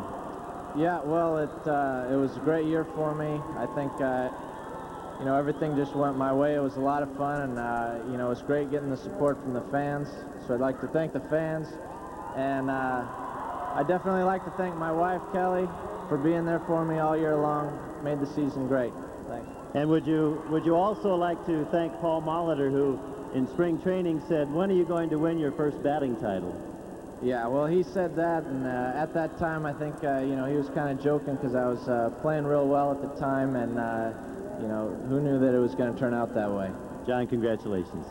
John Olerud.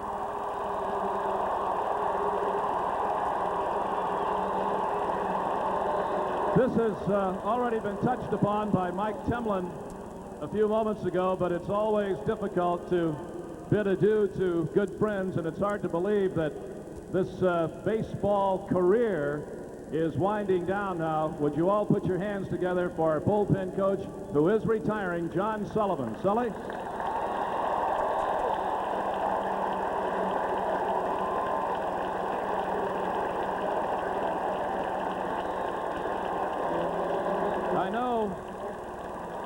I know in your long life in the game, there have been a lot of ups and downs as not only a player, but as a minor league manager and paying your dues. And I think somebody said it here earlier, though, what a way to go out. What a way to wind it down. Well, you couldn't have two better years in a row than 92 and 93, Tom. And I'd just like to say to everybody in the stands, on the stage, everybody that I've known in this ballpark, thanks. And to you and Betsy, all the best. We love you.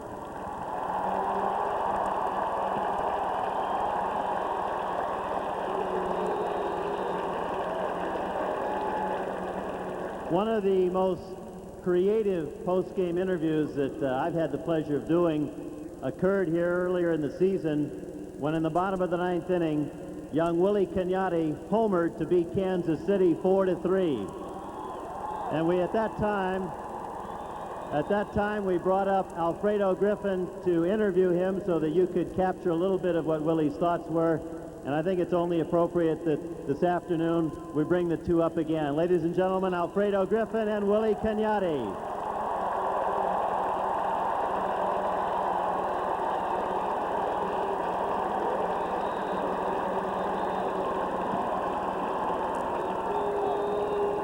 Alfredo, you've been here before, but I know Willie is scared as can be, so maybe you can ask Willie what he thinks about all of this. Willie, Harry, ¿qué tú piensas de todo lo que está pasando aquí ahora? Bueno, me siento bastante contento ya que estoy en mi primer año en una grande liga y en una World Series. Me siento... Wait, man, don't keep going. I can be able to repeat what you're saying. Hold on, man. Well, Willie said he feels real good. He's really happy to be in the big league. He don't know how it happened, but he's really happy. Don't ask him why he's happy. He won the World Series, and he's here. Don't worry about it. Now,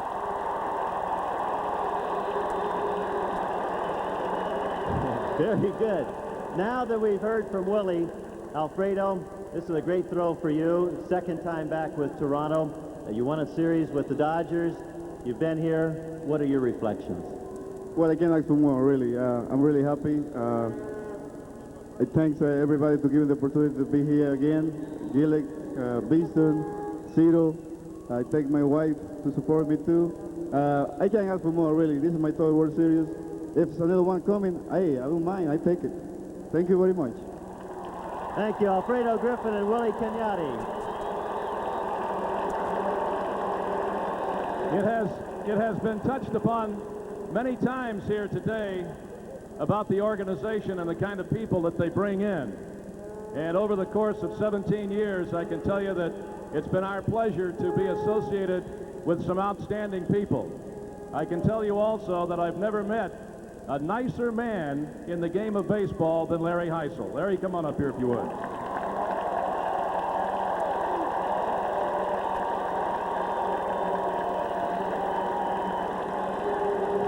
Well, I'll tell you what, you can do a lot worse than the numbers 1, 2, and 3 hitters in Major League Baseball. Tom, I'm really privileged. We have as talented a group of men as I've ever been associated with. I'm extremely proud of those three, but especially proud of all those players out there, because in 1993 in spring training, we began with a dream of repeating as world champs, a dream most people felt impossible. Those men back there made it a reality, and there is no group ever more deserving to be called world champs than that 1993 Toronto Blue Jay group. Well spoken. Larry Heisel, all the best.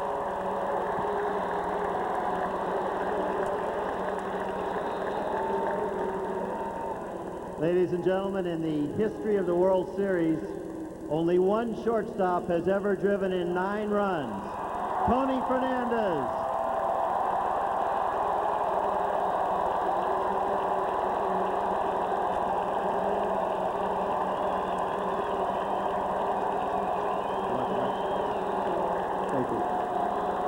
Thank you very much. First of all, I'd like to say one thing. I'd like to thank my God for bringing me back here. It was all because of him. It was a big blessing for me to come back here. I also like to thank Mr. Pat Gillick, Paul Biston, and the scouts, for the whole staff, for having the courage to bring me back here. They had a great courage. I also like to thank Cito, because when I came here, I know there was a pressure situation to hit behind John Olerud. And he put me just behind him, showing confidence in me, and that really helped. Thank you, Cito.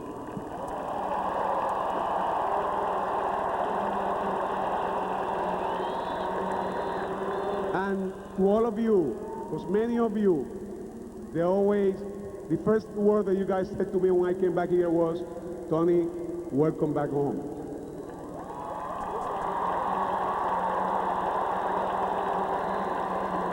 I wanted to tell you that those words meant a lot to me. I thank you all for allowing me to be part of your home. Thank you.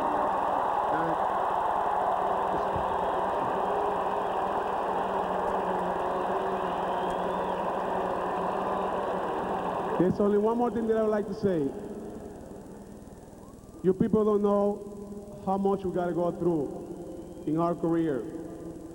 I'm talking about injuries, the pain, the agony that you got to go through.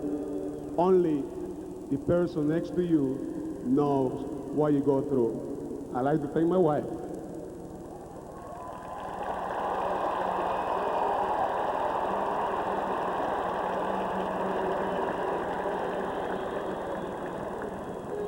I thank you. I love you. God bless you all.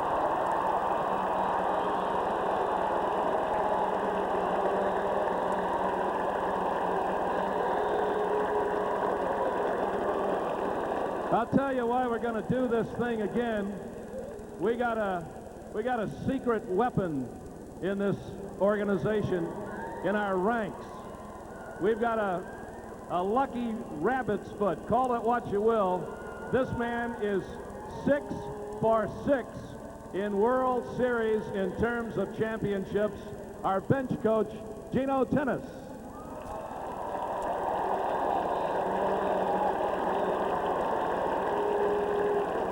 I'm going to ask Gene to repeat something that I asked you last night in the clubhouse, and something that you said to the media before last night's game when they asked you to compare the great Oakland A's teams of the early 70s with the current Toronto Blue Jays. What was your reply? First, I said it was the most difficult question I've ever had to ask me, because I thought I would never have the opportunity to compare a club with those 3 World Championship clubs I played on in Oakland. But my answer was to the people in the press room was that this Blue Jay club behind me right here on the stage is the best out of all 3 of those clubs that I played for.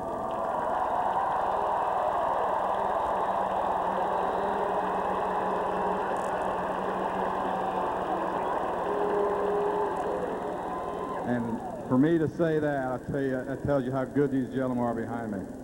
I want to thank all you fans. You were outstanding this year again. I want to thank the Blue Jay organization.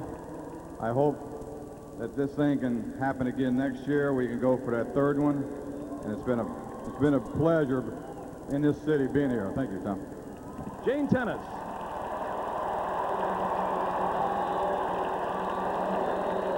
I now would like to bring up 2 Blue Jays, one of whom you're very familiar with, the other you're not, but he deserves to be in this spotlight because of endless hours that he has given to this organization setting up hitters for ball games. Ladies and gentlemen, batting practice pitcher Jesus Figueroa, and pitcher Tony Castillo. Let's bring them up here. Come on up.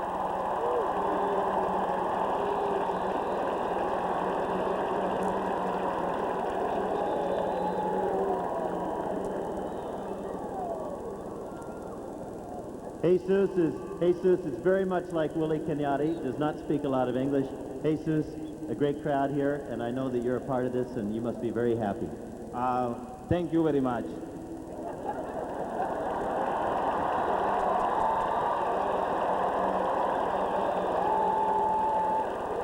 That is one of the easiest interviews I have ever conducted. And Tony Castillo, second time around, what has it meant to you to come back to Toronto? Well, first of all, I want to thank you to everybody here.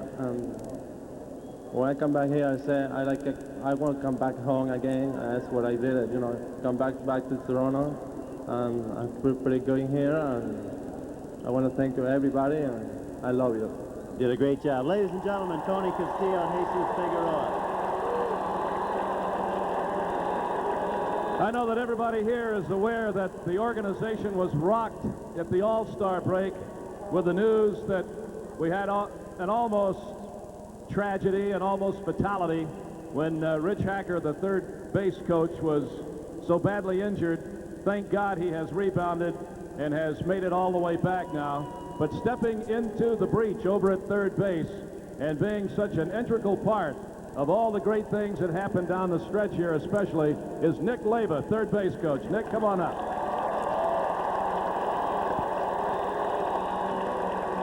It was an emotional time, I know, for you personally, because it is a personal relationship, you and Rich. Yeah, it really was, and you know, you can't ever say enough nice things about Rich Hacker, but we're all happy that he's healthy once again, and hopefully we'll see him back here again next year. Let's give Rich a round of applause.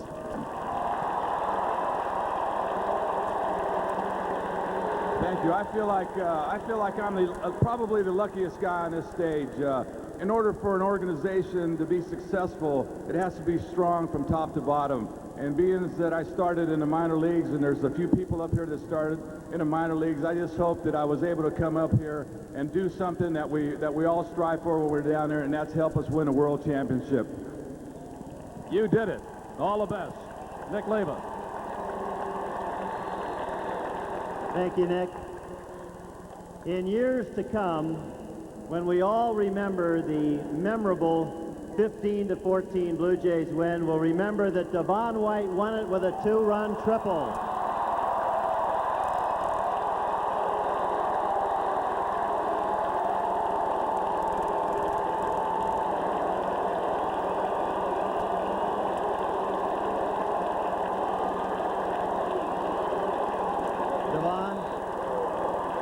Last year it was the catch, this year it was with your bat, and you've proven to one and all, you can play this game both ways. Oh, definitely. Playing with guys like Cito, the coaching staff, Larry Heisel, the thing that goes on in the stadium when you're in the outfield is so much, you know, attraction. I would like to say, same thing what Tony said to his wife. I love you. She's been behind me. And I'm going to make this short. Toronto, where's the party at? You're supposed to say whoop, there it is. Toronto, where the party at? Can't hear you. Toronto, where the party at?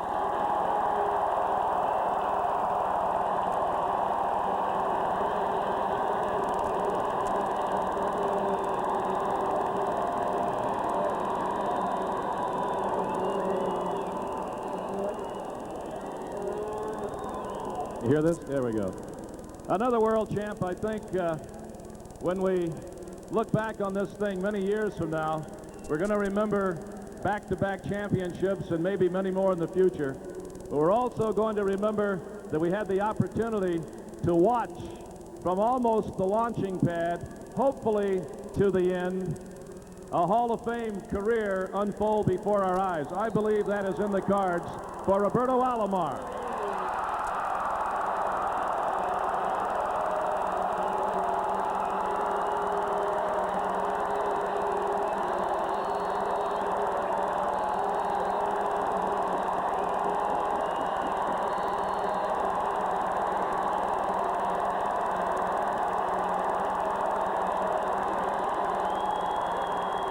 Thank you.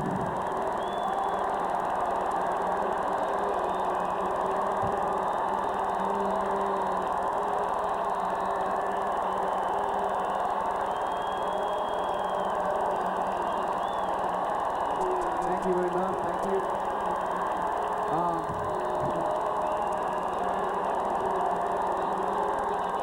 Well, thank you.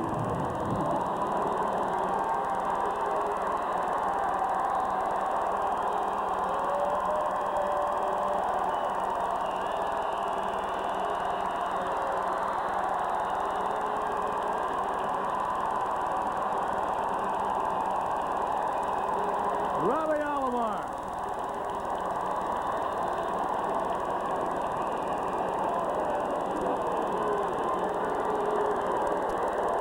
Thank you, Robbie. A man of very few words. When you get to the World Series and you look back... Okay, Robbie, go ahead. Thank you.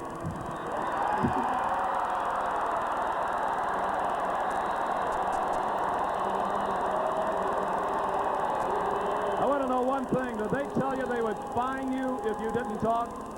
Yeah, I have to talk just a little bit. So, well, I want to say thank you to the fans. First of all, I want to say thank you to God for giving me the ability to play this game. I want to say thank you to all my teammates, to Cito. I want to say thank you to Tony Fernandez, because without him, I wouldn't be here right now. So,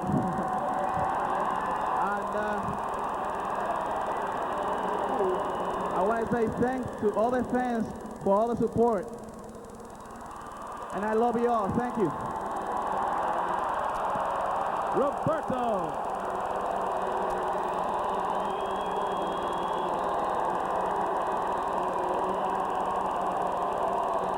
Thank you, Robbie. Last but certainly not least is a man who reflects the class on this ball club. And what I remember about him, and I'm sure most of you do as well, he hit the first ever pinch hit home run here in the Sky Dome to help win a ball game.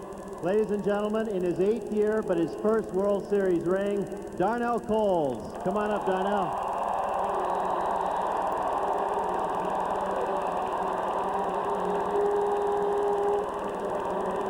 Well, ladies and gentlemen, thank you for, wow, this has been some kind of roller coaster ride, but these guys know that I'm the quiet one on the team, so I don't talk a whole lot, but I'm sitting over here, and I had the opportunity to go up to Tom's side of the stage, but he bypassed me for Roberto. I don't know why, but for whatever reason, he didn't want me over there. So,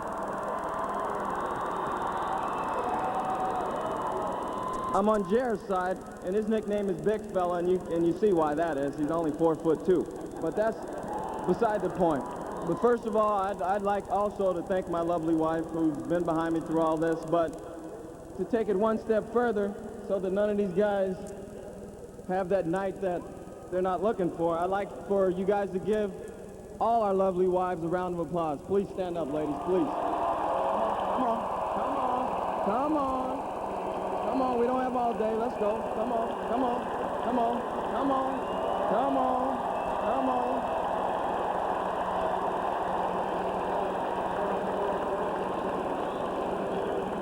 And secondly, I'd like to thank the Blue Jay organization, because I'm one of the guys that they went out and got this year. And this has been a blessing for me. And I'd like to thank Mr. Beeston, Mr. Gillick, Cito, all the coaches, Gordash and his lovely wife, and everybody else that I haven't met yet. I will meet sometime in the next 10 years, because I'm planning on being here that long, gentlemen.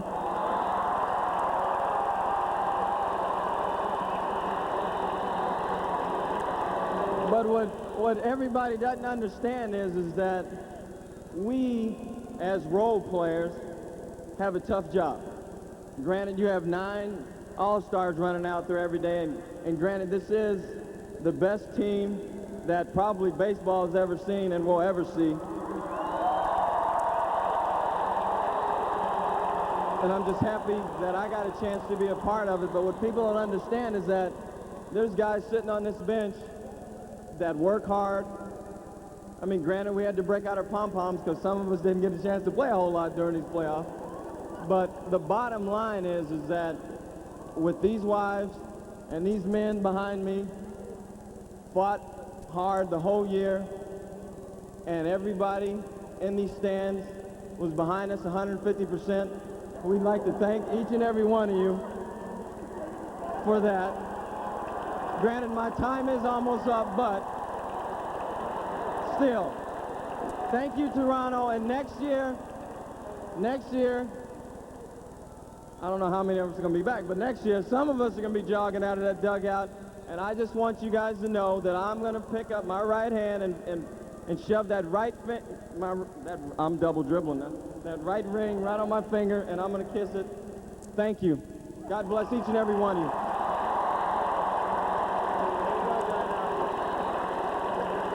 Ladies and gentlemen,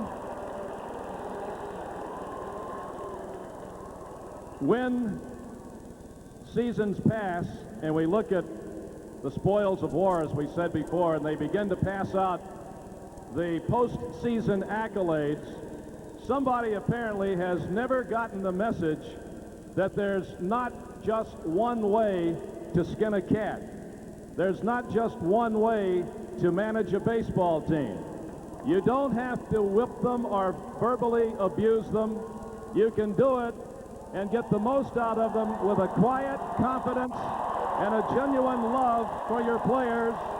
And I think anybody in this city can appreciate those qualities in Cito Gaston.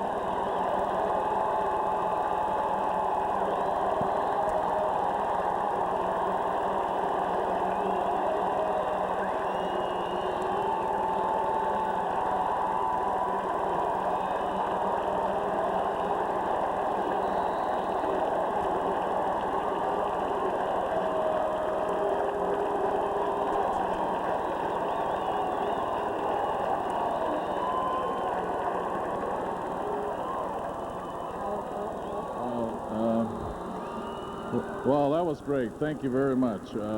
First of all, I'd like to thank God, my family, these players here. I wish we had enough time just to go over these guys individually. They're amazing. And they all have their own personality. But one thing they all have in common is that they're winners. And they love to play. They play hard. They play hurt, and they play tired, but they love to play. And that's why we're on this stage today, because of these guys right here. And just not the 9 that I ran out there today, and it was tough to get them out of the lineup sometimes because they did not want to come out of the lineup. But I think back about the other guys that were sitting on the bench, Randy Nora out in the bullpen. Randy hit some big home runs for us, got some hits to win some ball games for us. Donnell Cole, pinch hit home run. Willie Canati, home run to win a ball game. All these guys right here contributed. Milwaukee, Turner Ward, home run to win a ball game. So all these guys contributed to being on this stage today. Danny Cox pitched great, along with Icorn. All these guys on the stage pitched in and made it possible for us to be here today. And I am so proud of them. I know last year, the guys that were here from last year, they really went out and they bust their butts, and I think they did it a lot for me and for themselves. But this year, I think it was a little different. They not only did it for themselves, they did it for guys like Paul Molitor, guys like Donnell Cole, guys like Tony Fernandez, guys like Willie Canati, and guys who had never had the opportunity to play on a championship team or to play in the World Series. And these guys went out and they busted their ass for it. And as Joe Carter said early in the season, at a welcome back luncheon, when he was asked, why is it so hard to repeat? And I think he said, you're not sure if you want to go through all that again. because it is a job. And it's tough. It's a lot of work. It's a lot of sacrifice. And these ladies right out here, they sacrifice a lot too during the course of the season because we're not at home a lot. In fact, we're probably together more than we are with our wives. And that's a sacrifice. But you have those kind of people up on this stage that are willing to do that. And that's why they're winners. This team has more heart than any team I've ever had in my life. And I'm proud of it.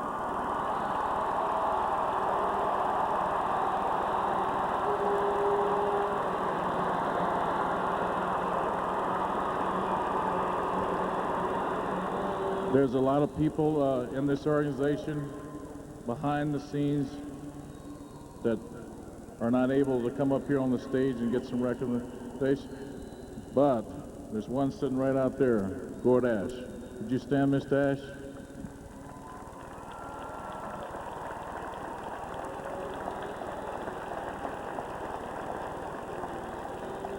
I said I wasn't going to do this year, but look like I'm doing it again.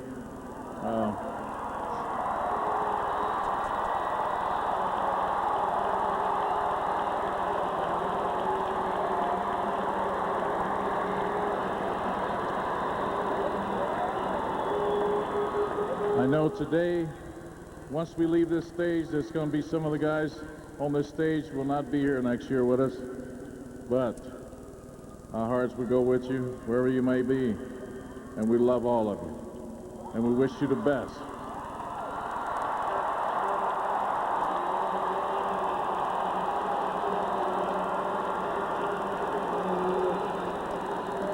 And all the luck in the world, in whatever you might pursue. I'd like to do one more thing here. John Sullivan, could you come up for a minute?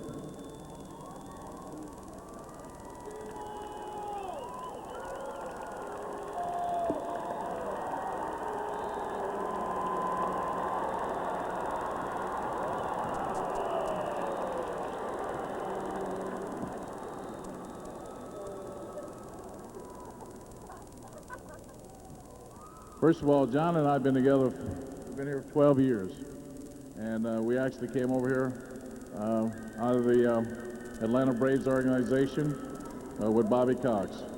And Bobby left, and of course, Sully and I stayed here. And we've had a ball here, man. This has been great.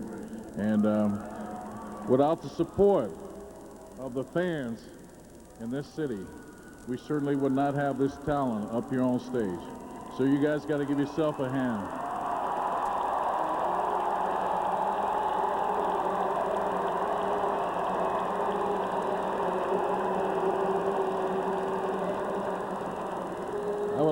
I would like for all of you to look over my left shoulder and John's right. Here we go, John. Unveil. Unveil it.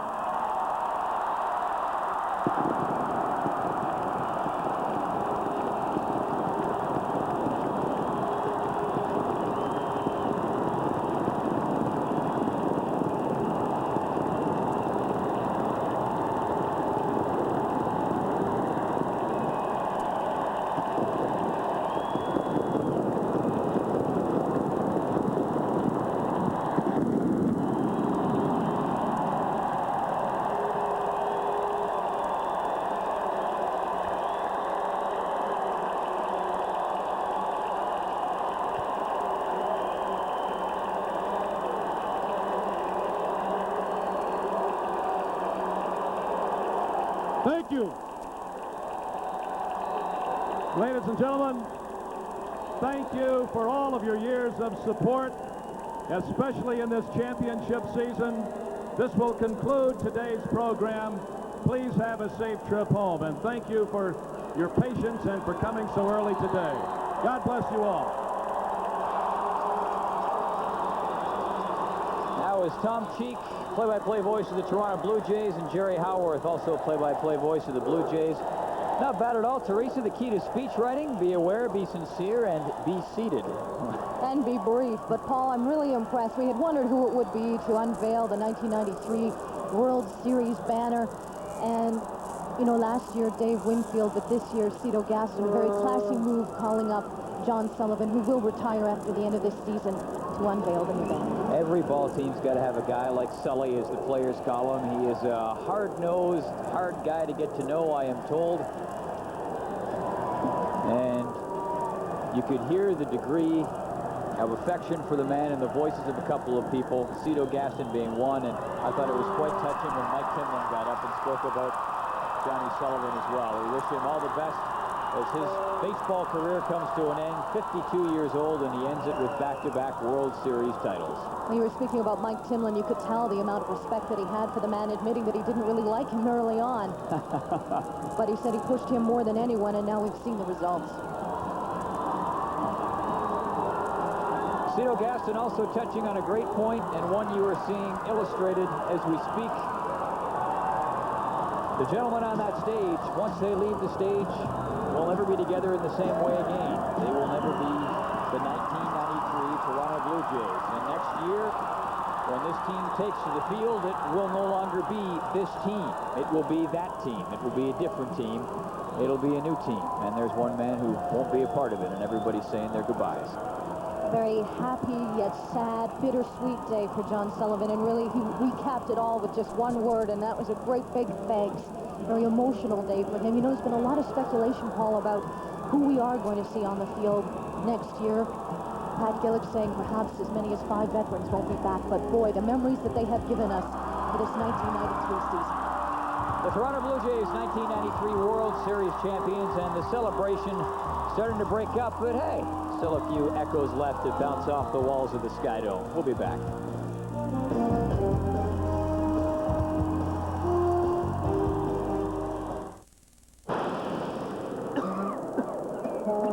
In a far stretch of sea, the wind howled with all its breath and the waves dashed with ferocious venom. Icelandic water and cold, damp fog brought out the cruelest of coughs and sore throats. It was with good fortune that pharmacist James Lofthouse had created a medicated lozenge from all natural sources. Over 128 years ago. Fisherman's Friend, 128 years of effectiveness for relief of coughs. If you were colorblind and had an IQ less than 12, then you wouldn't care which portable you had. Of course, you wouldn't care if you drank from the toilet either.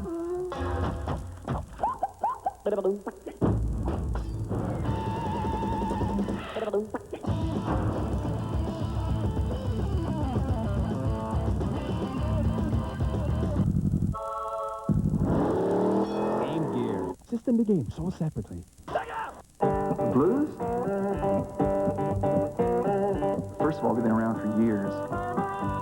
This quality, you just don't find every day. The blues are genuine, pure and simple. Like all great blues, ours have a quality that comes from the heart of the country. What do they say? They don't make things the way they used to. Well, some people do.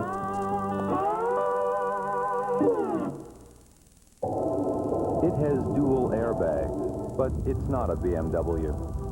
It has front and rear crumple zones, but it's not a Lexus. And it has an energy-absorbing steering column, but it's not a Mercedes.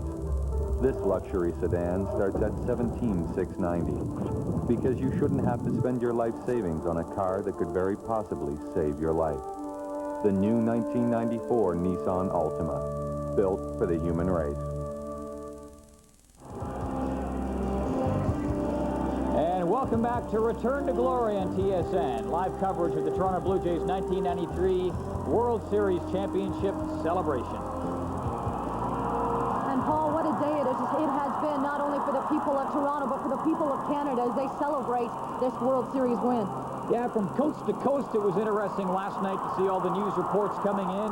Very much a Canadian thing, although obviously the celebration concentrated in Toronto, the home of the Toronto Blue Jays, but still people were celebrating in Vancouver and Calgary and Edmonton and in Dartmouth and in Halifax and right across the country. And the party is still going on here, albeit it has lost just a little bit of steam. It's been going since last night, though. That's not too bad. It really has, and a lot of these people came down to the Sky Dome at 9 o'clock this morning, and they were finally rewarded after waiting 7.5 hours. The Blue Jays finally came through the door of the Sky Dome, but I think they'll all say that it was well worth the wait. Let's go back down and hear from Gino Reda. He's on the floor of the Sky Dome. Gino? And now joining us, I basically introduce you with just 3 letters, Paul. MVP.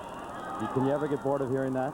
Well, I tell you, I don't know. I might get a little bored with that, to tell you the truth. I'm not going to get bored with World Series champion. I mean, you don't think about winning those type of individual awards. You try to figure out a way to win it all. And sure enough, the way the people came out today, the parade and the celebration here was just a great way to cap off what's been an unbelievable season. Your first shot at a World Series title came fairly early in your career, back in 1982. At that point, you had a certain respect for it, but I think after the number of years you spent looking for your second shot at the World Series made you respect it that much more. Well, I think the first time through in '82, you know, it was my 5th year in the big leagues, and it's something that I thought might happen every couple of years, but here we are 11 years later before I had a chance to experience it once again. So I do have a greater respect and appreciation for it, and naturally to have gone on and won it this year now ranks indubitably as my #1 highlight. Indubitably. Paul, thanks a lot very much. Congratulations. Thank you. Paul Molitor, World Series MVP, leading the Blue Jays to their second of back-to-back World Series title. All right, thank you very much, Gino. And Paul Molitor, MVP and World Series champion. And as you would expect, you would hear Molitor saying that the World Series title means a lot more to him than the MVP award. Well, Paul Molitor saying it all today is his most memorable moment is watching that home run sail across the left field fence with Joe Carter wrapping it up for the Jays. Just a tremendous year for the Jays and for Paul Molitor. Less than 24 hours ago, and the celebration continues here at the Sky Dome and here on TSN. We'll be back with more after this.